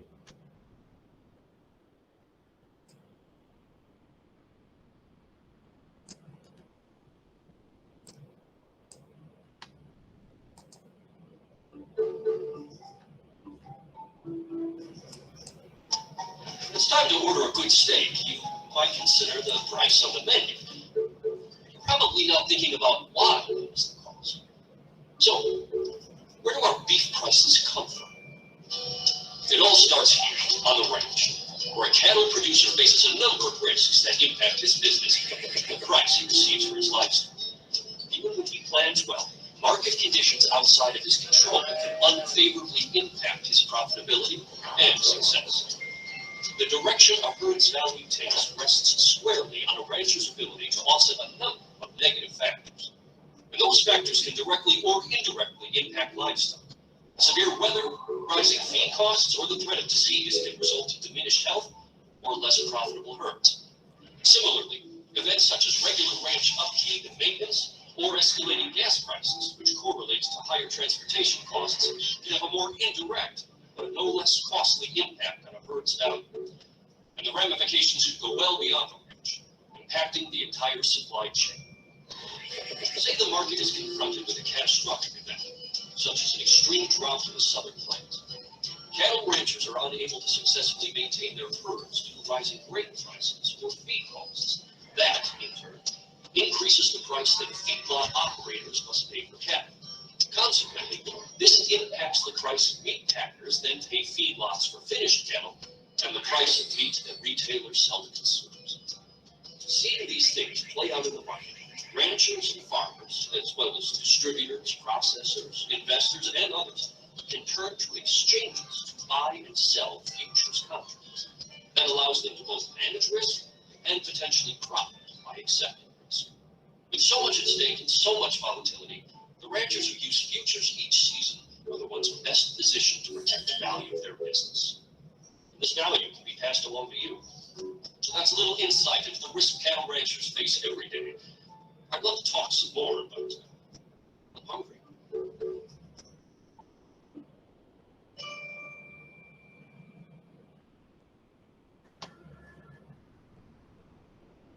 Right. I think you have gone through that video, and that gives you a certain understanding about what is really happening with these prices and all. The derivatives play a major role here.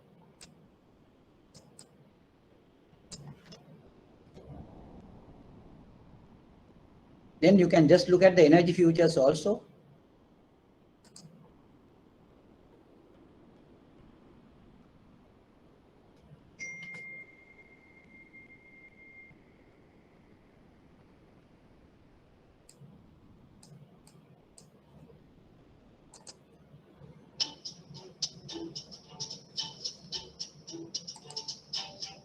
Gas prices. We watch them go up, we watch them go down, we watch them go up, we watch them. Well, you know how it is. But why is it like this? To understand gas prices, we can't start here at the pump. In fact, we have to start all the way at the other end. Come on, follow me. The story of oil begins out here, miles below my feet. The ancient remains of plants and animals have been liquefied into crude oil by the weight and pressure of the earth, hence the name fossil fuels. This crude oil is the raw material from which gasoline is made. But before that can happen, the oil first has to be found.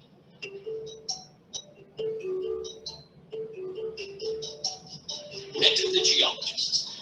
They might work for an oil company, they might be contracted by a private company. However they got here, they've come prepared with a lot of research and some very extensive geologic surveys before they go out looking for crude oil. Once our geologists have located the oil and the site's cleared for drilling, it's time to prepare the land, build the necessary facilities, put a crew together, and get to work. When our crude oil is out of the ground, it's loaded up and delivered to distribution centers or stored in stockpiles. Meanwhile, the geographic regions that produce the oil make the exporting decisions that help secure profits while ensuring a steady global supply for consumers. This happens with WTI crude oil in the US, Brent in the North Sea, and with groups such as OPEC, the Organization of Petroleum Exporting Countries. So while all this oil is on the move, the companies that own it are waiting for or negotiating the best price for their oil. Did I just say price? Everything we just covered, the geologic legwork, the production logistics, the supply chain movements, the manpower involved, they're all fundamental steps in bringing crude oil to market. As such, all this work plays a role in the price you pay at the pump. But before we can add it all up, we need to start heading downstream. Let's go.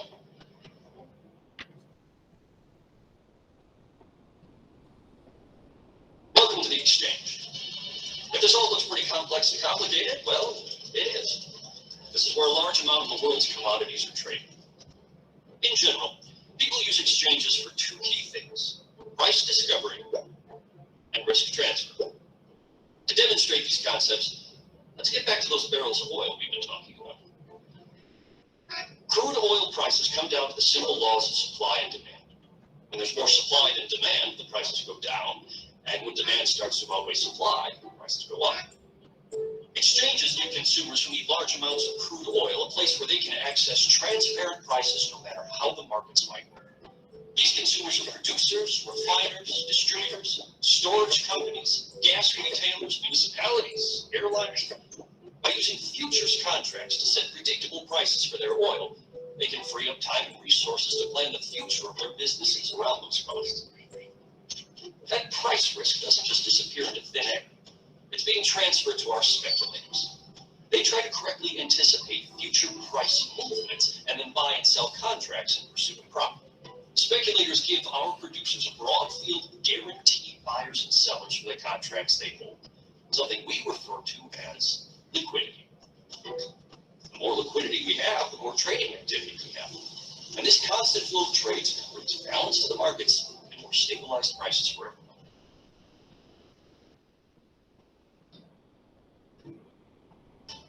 So when we last saw our oil, it was waiting in stockpiles while our producers and consumers went about their business at the exchange. Somewhere in between, the crude oil has been refined or made into gasoline. At this point, our gas station has purchased and stocked the gasoline that you put in your vehicle. The cost of the station paid generally breaks down like this. In order to buy their next supply of gasoline, they'll be using the money they make from the gasoline they sell today. So they set a price per gallon that's competitive with the other gas stations here in town.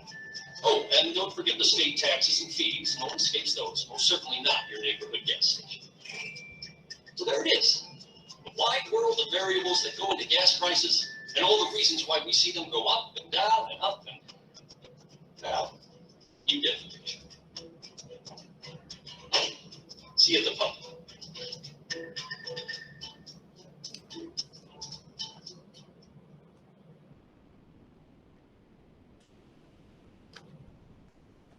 Right. Now you have just seen the particular video where you can just look at the facts behind oil prices. Now what I need to tell you is now all these factors being taken into consideration when the market arrange for different types of derivatives. Now, basically, the oil futures are the most important derivative we can look at.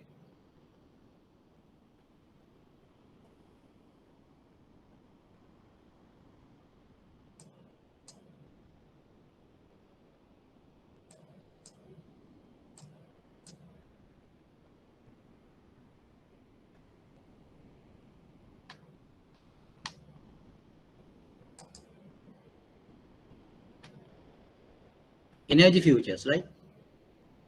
Now, this is a very important point to note. Energy products are vital to our everyday lives. They get us from here to there. They keep us warm in the winter. They refrigerate our food and they power our smartphones. At the same time, these energy products are the most coveted and controversial of the world's commodities. Wars are waged over foreign oil. Congressional hearings are held to discuss policies and initiatives around alternative fuel sources. People around the world are tackling the environmental impact of human energy use.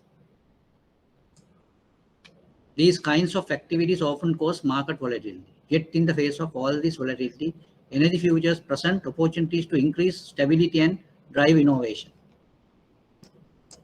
A stable market for a volatile industry. As political and environmental factors constantly change, futures exchanges provide a stable and highly regulated venue for price discovery on products like crude oil and natural gas. And as industries race to create increasingly clean and efficient resources, these exchanges are becoming the marketplace of choice for products such as ethanol, biodiesel, and wind power.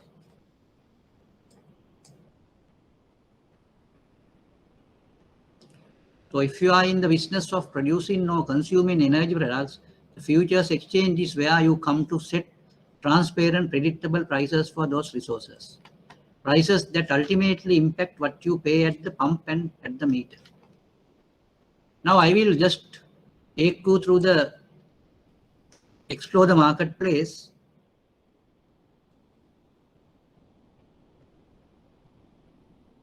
Study the trading chart.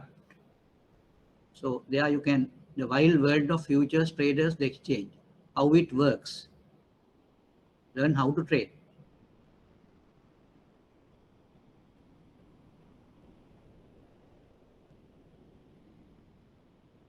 Understand the market snapshot, study the trading chart. So anyway, we will see this, study the trading chart thing.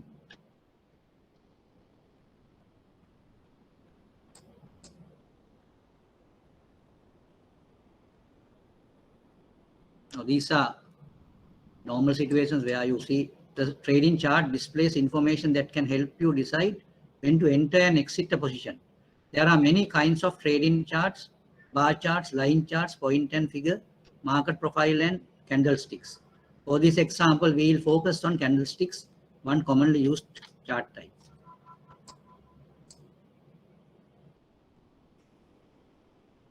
Now this is ending price, starting price.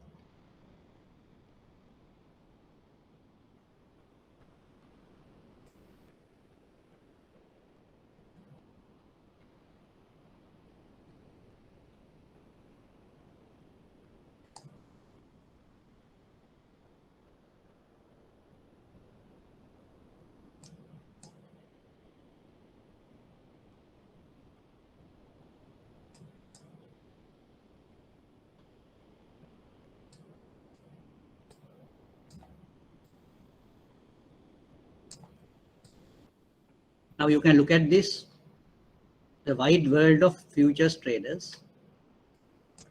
All kinds of people come to futures exchanges to buy and sell futures and options contracts. They may work for banks, corporations or governments. They may be livestock traders, ranchers, investment managers, construction planners, farmers or food manufacturers. Really, futures trading involves just about anyone in the world who wants either to manage the risk of fluctuating prices or profit from those fluctuations. But whoever they are and wherever they came from, these traders are interested in two types of trading, hedging and speculating. Hedgers and speculators go hand in hand. If you took one away, there simply would be no market. Hedgers transfer risk and speculators absorb that risk. It takes both types of traders to bring balance to the market and keep trades moving back and forth. The hedger buys futures contracts because he wants to protect himself from price swings in the future. By using futures to lock in a future price for a product, he makes his cost and his profits more predictable. In other words, he trades futures to drive risk out of his business. But that risk doesn't just disappear into thin air, it gets transferred to the speculator.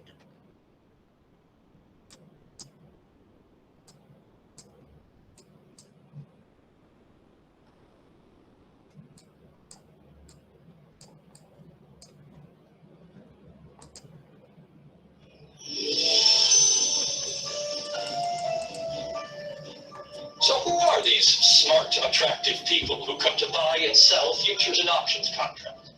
They could work for banks, corporations, governments. They could be livestock ranchers, investment managers, construction planners, farmers, food manufacturers, really just about anyone in the world who wants to manage the risk of fluctuating prices. But it all comes down to two kinds of trading, hedging and speculating. Now, these two go hand in hand. If you took one away, there would simply be no market. That's because you need both sides to balance risk. On this side of the trade is our hedger.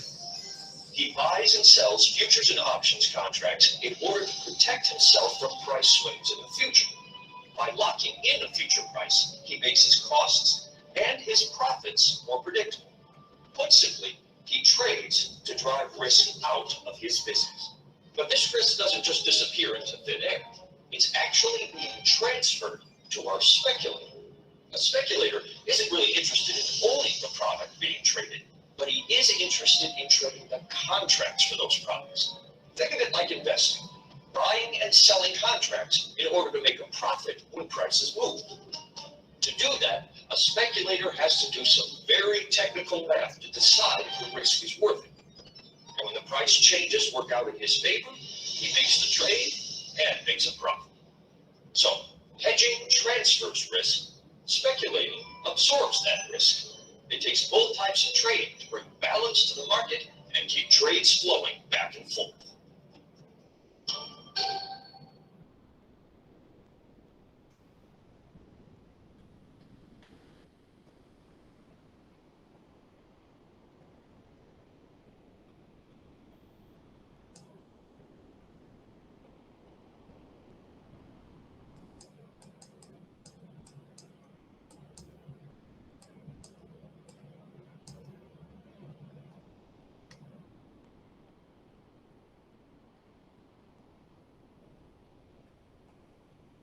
Now you can, if you want, you can just download this also. The exchange, how it works.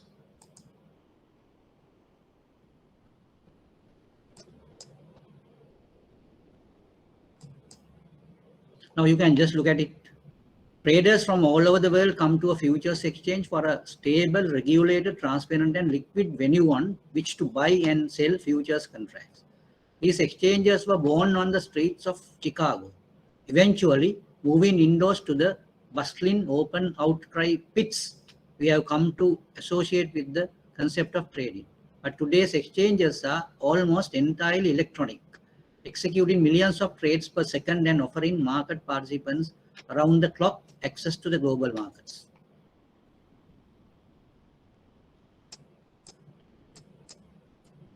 The ingredients of futures exchange. In the broadest sense, there are 4 key components that make the futures exchange tick.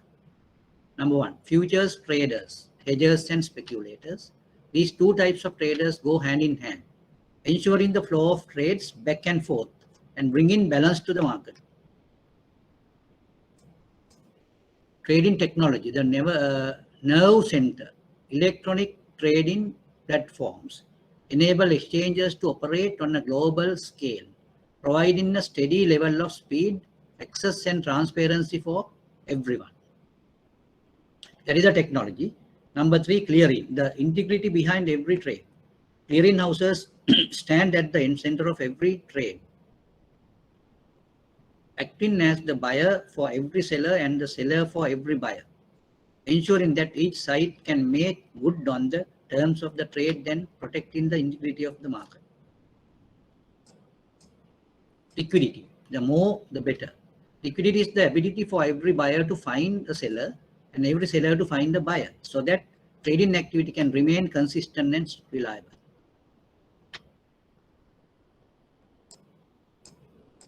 Right, now you can just look at this slide, the video, and see what do you mean by liquidity.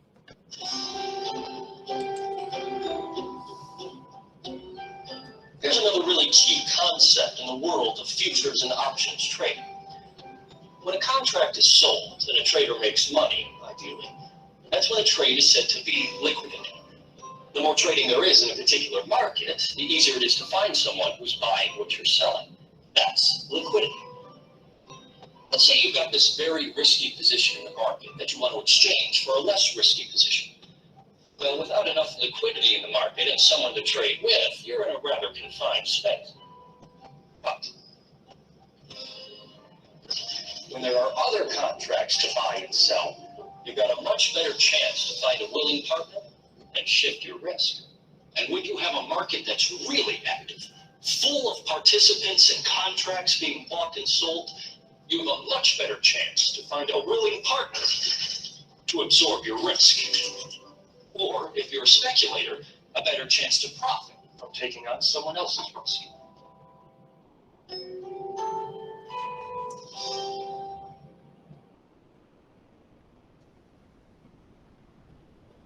Right. Now, are you getting something from these slides and this type of demonstrations? You can talk. You can talk. Are you with me?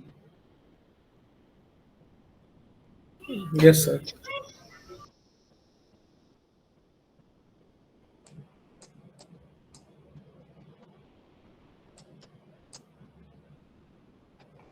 Right. Anyway, now these things actually I am not going to touch, because at your convenience you can go through these things if you want.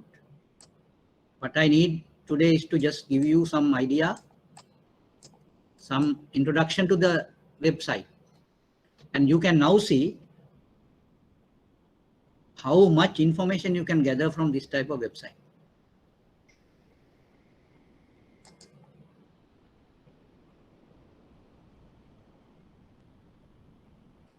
Now, and you just look at this glossary, and that glossary gives you several indications, and you can have a market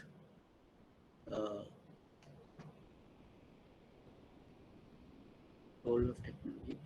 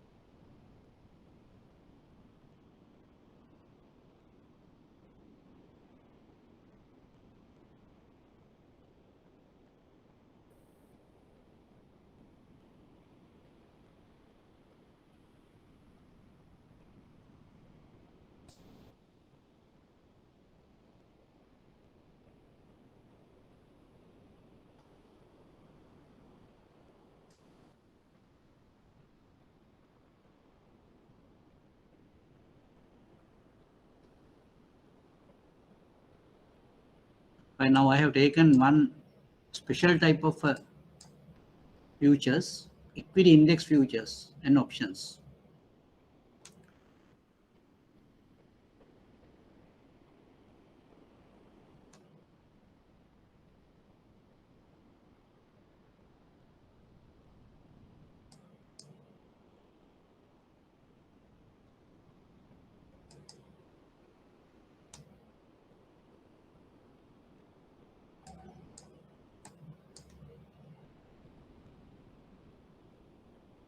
These are the different types of products available.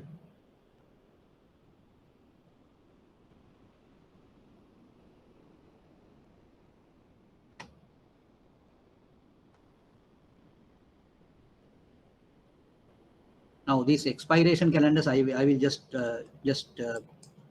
take one of it.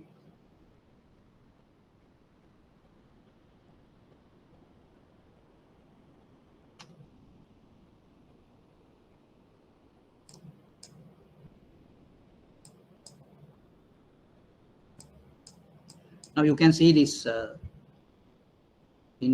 the screen. Now this option expiration means the day on which the option expires.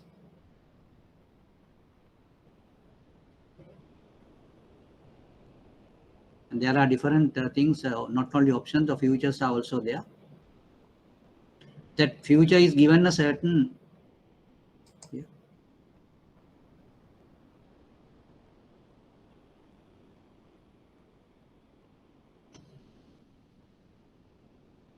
the price history of that.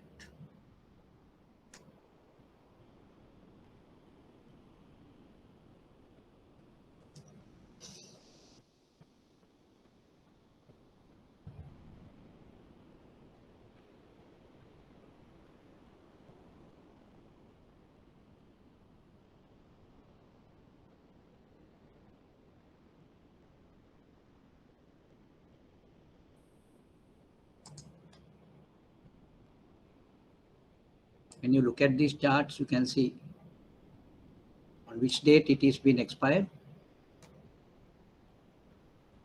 The expiry is on 17 June, right? Product is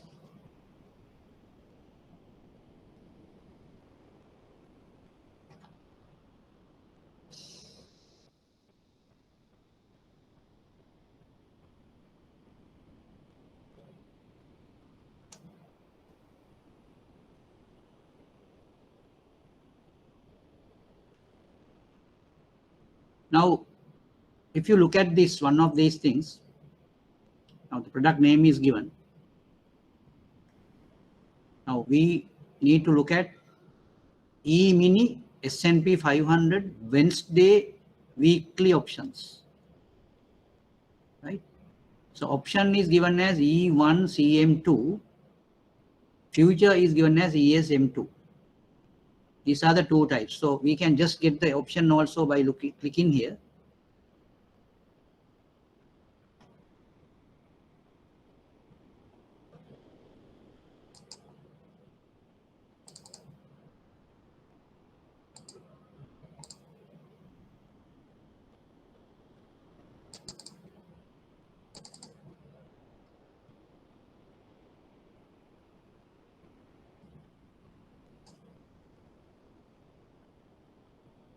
Now you can just look at it here, and from this website you can go to CME, that is Chicago Mercantile Exchange. You can go to Chicago Board of Trade, that is CBOT.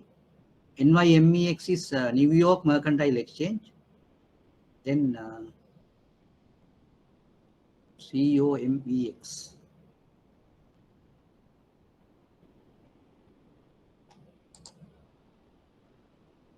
Mix. Contract market offering products subject to COMEX rules and regulations. Now you can just look at the different markets here.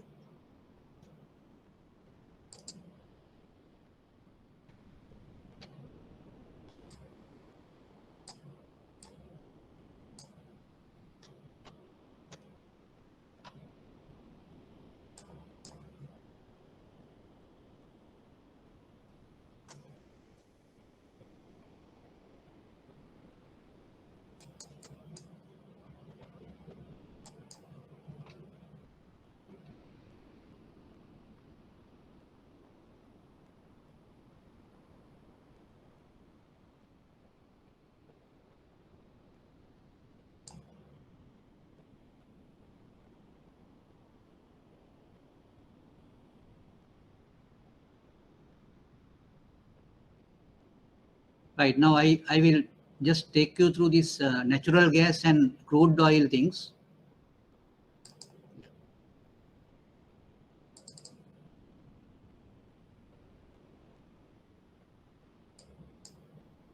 This is oil, right? Crude oil weekly options and futures.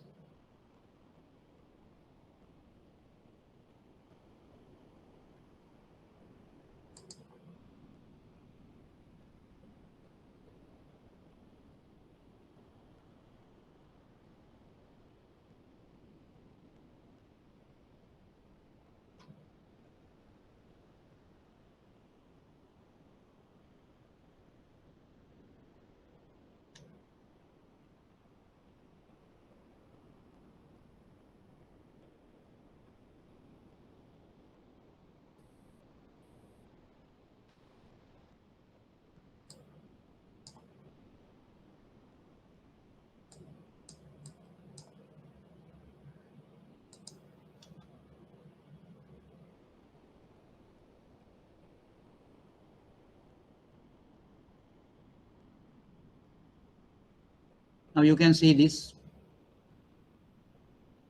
First available date is 1st April and it will expire on 6th May. 8th April, 13th May. 20th May, 17th May.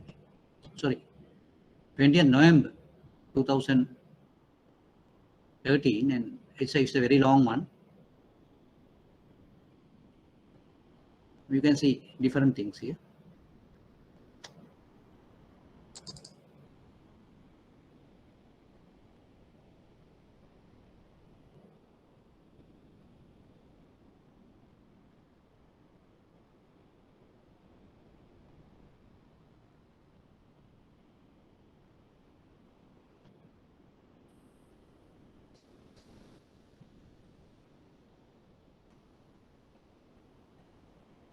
Is the last traded price.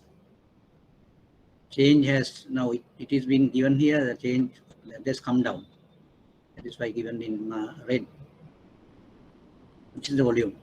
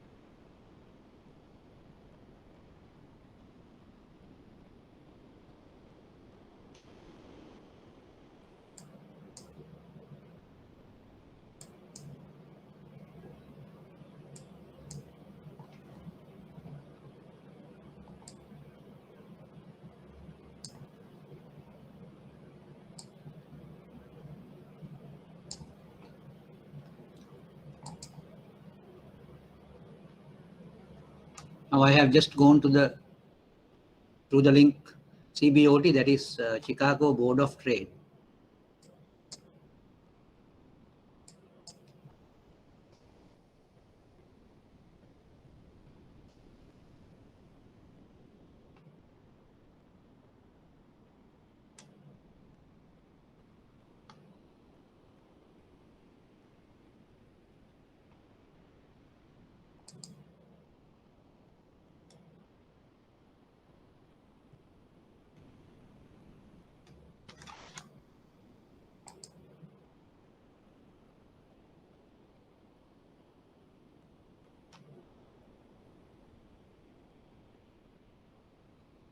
Now, there are different committees.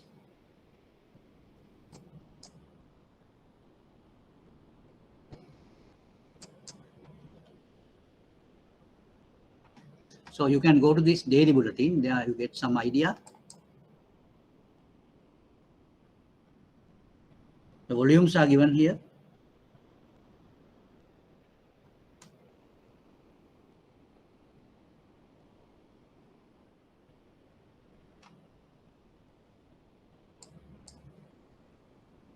Volumes.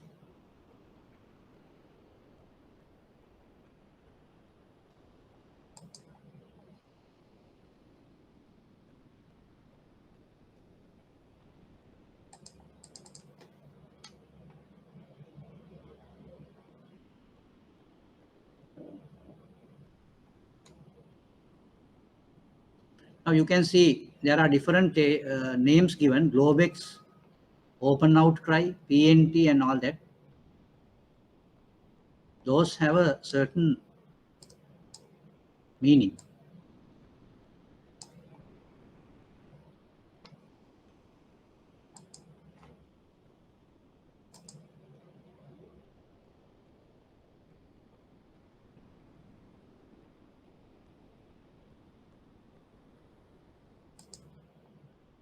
Right. Now, I want to just advise you to go through this bulletin. That bulletin explains all the terms in this CME group. We call it daily bulletin glossary. So I think as an assignment, you can go through that. So I will just try to, download it, or you can download it yourself. I will download it.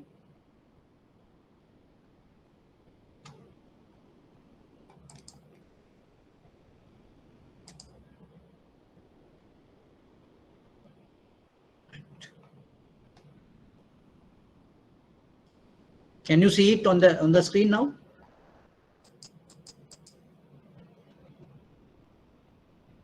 Can you see it on the screen? Daily bulletin glossary? Yes, yes. Right. So what you need to do is you just go through this, and it's not a lengthy one. It only consists of pages. Only 2 pages. Only 2 pages. And these things are very, very important. So you can get a very good idea about these markets by looking at that. And together with your knowledge on options and futures, for the time being, we have gone through the options and futures, and even swaps we have taken into consideration.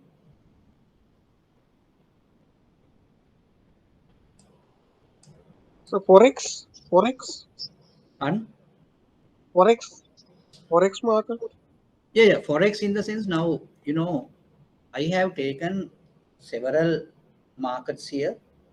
I have taken agriculture, equities, and all that. Forex also we can take if you want. So I can just show you. So that is, when you look at the other thing where you can say,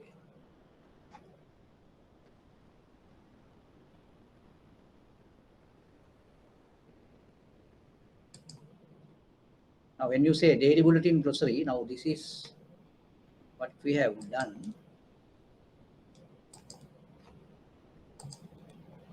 Okay. Now, if you want to get some foreign exchange, whatever, so you can just look at that also, because when you go to the markets, now here you get markets, there you get FX here.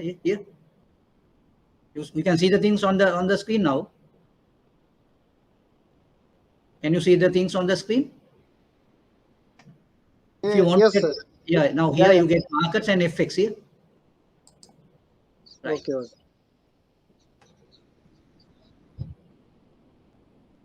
You get this.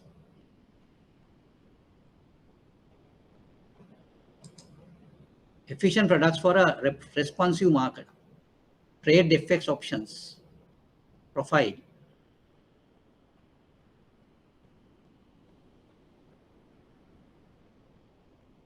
trade FX options here.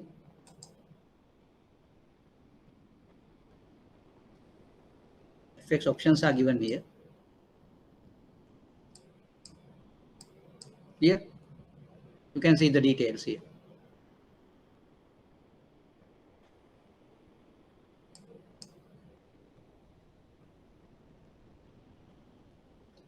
Okay. Now, I'm asking you. Yeah.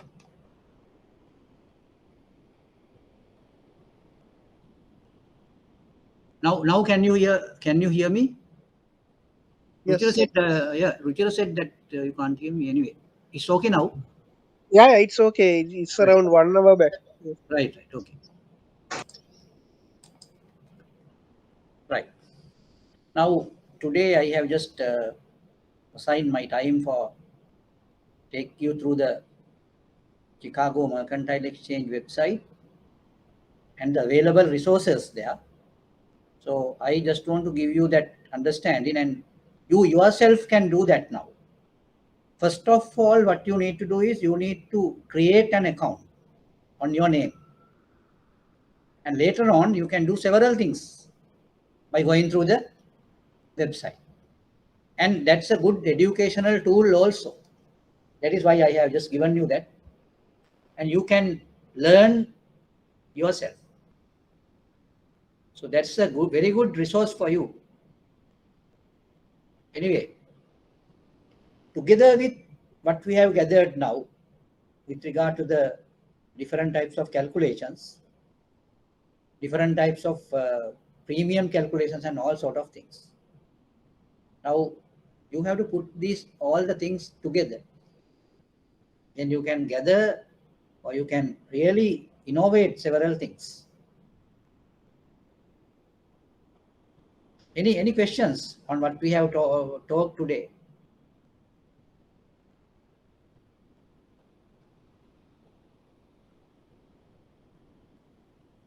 Now, sir, this when it come to this forex market and all, Yeah. now in our dealing room, dealers they might quote race no. Yeah.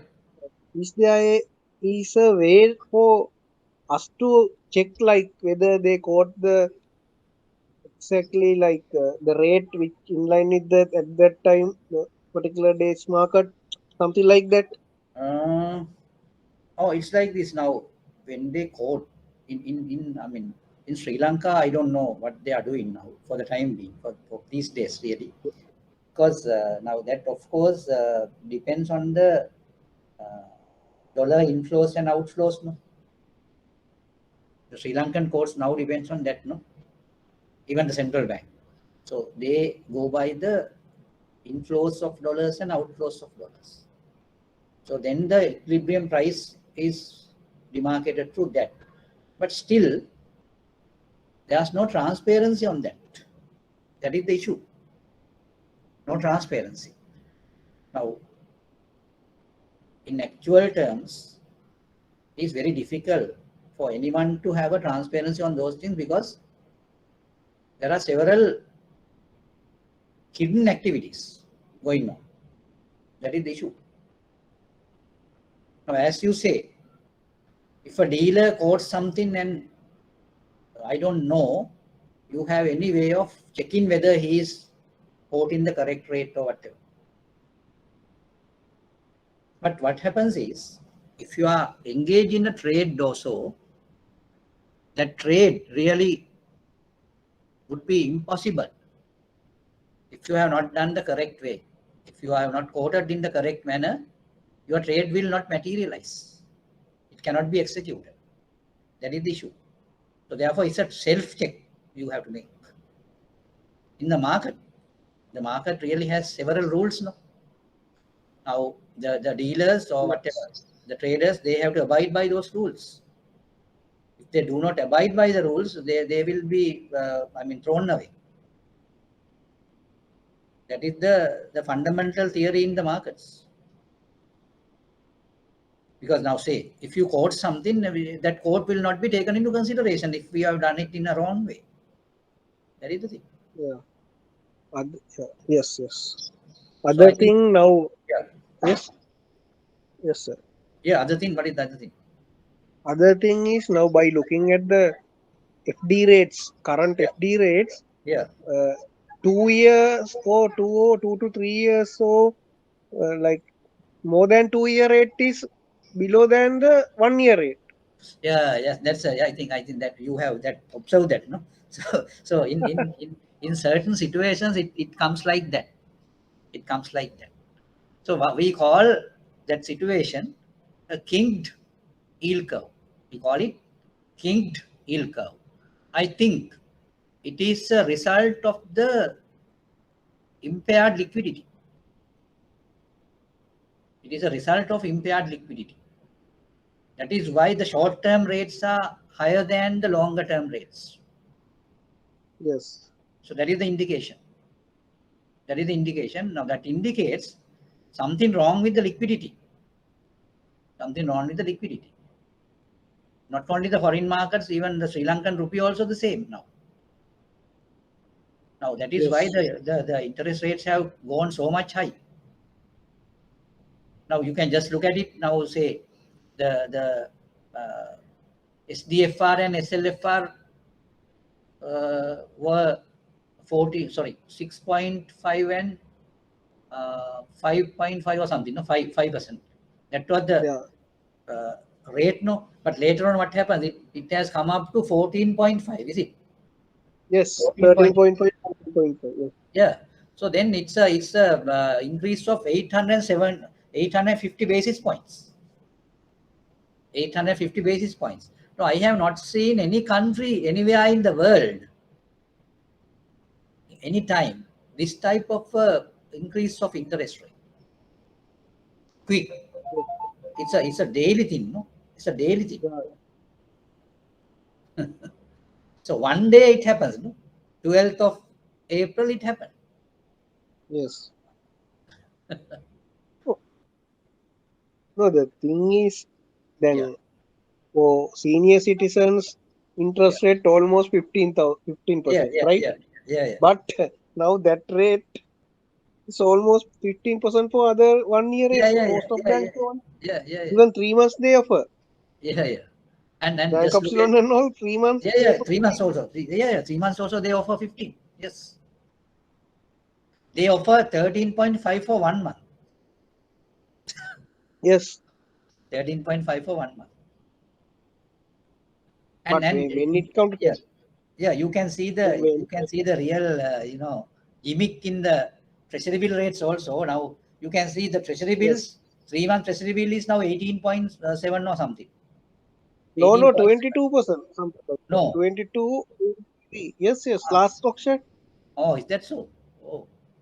yes, it went, So now the thing is now the bank deposits are normally considered as riskier than the treasury bills. No.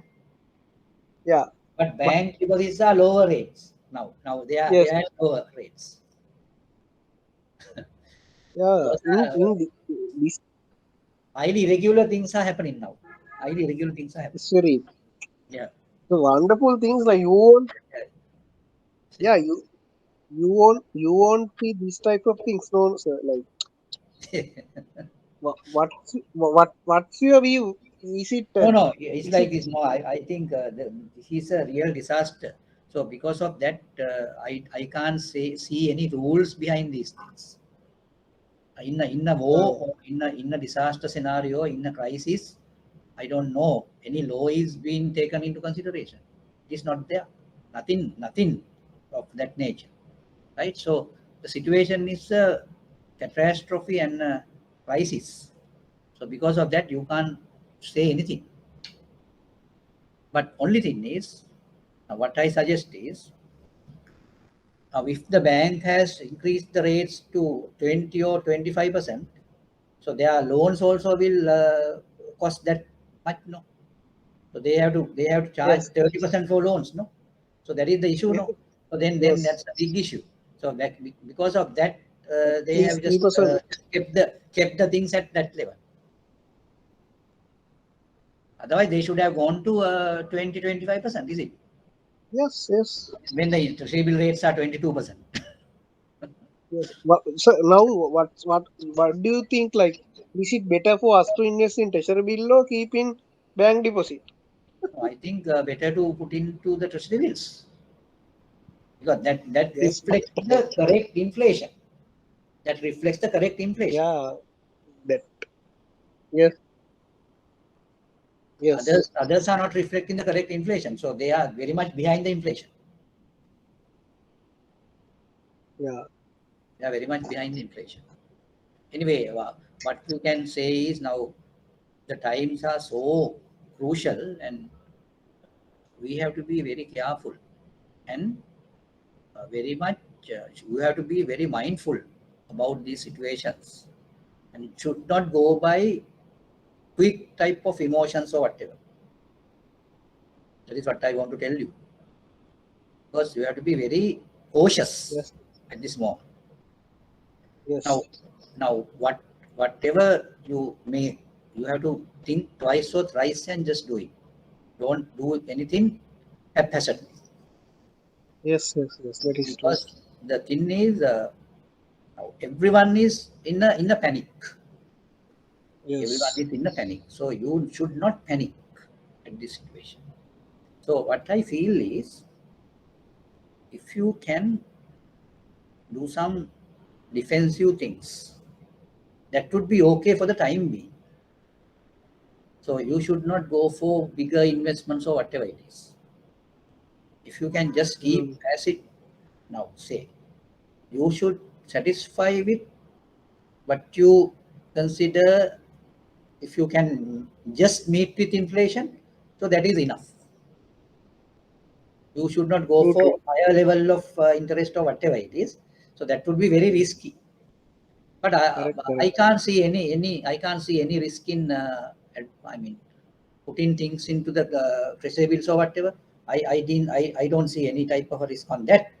So I think Yes. you can so that is the best thing you can do. I think the best thing, Yeah. because you should not I mean invest for longer periods. You just invest for 3 months. Yes. Just invest for 3 months. That's all. I'm also looking at that. There are, I have some type of investments, but what I feel is I can do that. Yeah, I just look at the things yesterday. At that time, I saw only 18.7 or something. That now you are saying it is 22 or something. On Yeah, I which day? saw last auction. It seems Last last option. one. Oh, so if that is the case, then what we can do is we can convert every one of our deposits or whatever to the treasury bills. Yeah. Yeah. But not for longer tenors. You can put it for 3 months. 3 months. Yeah. Yeah, 3 months. That's enough. Actually, sir, it's for last month current auction 23.21, Oh, 91 days. mm. 182 days, Yeah, yeah, 24.77. yeah, yeah. But they are also 1 year rate is lesser than lesser Yeah, yeah, than six yeah, month yeah, rate. yeah, yeah, yeah, yeah. That's correct. So that is the now in this type of liquidity crisis or whatever you might come across that situation normally. That is normal. That is normal. I think I have seen in several other occasions also. I just observed that type of things in Sri Lanka itself. I can remember in Yeah. 1999 or so, 1998 or 99, it happened. But the thing is now interest rates, we were given loans to customers at fixed rates, right? Yeah, yeah, yeah, Most of loans are less than 12. yeah, yeah, yeah, Then our cost of fund is almost now yeah, yeah, yeah. 14.50. Yeah, that's the thing. That's a Yeah, yeah, yeah. thing. It's the issue. And yeah, and other thing is most of these USD borrowed clients, USD loans, Yeah, they yeah, they try to convert into LKR yeah, yeah, yeah, because they don't yeah, want to send the dollars to Sri yeah, Lanka. yeah, They keep yeah, there. So that also an issue in this yeah, yeah, country. yeah, yeah, yeah.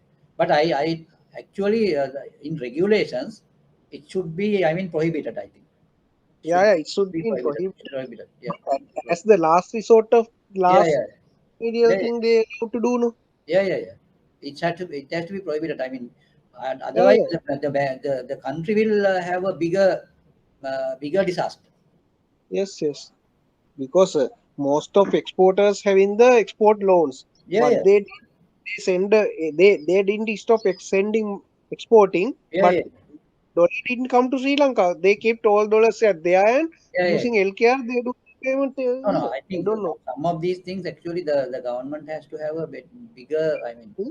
no, even I think these things has to be done by the central bank.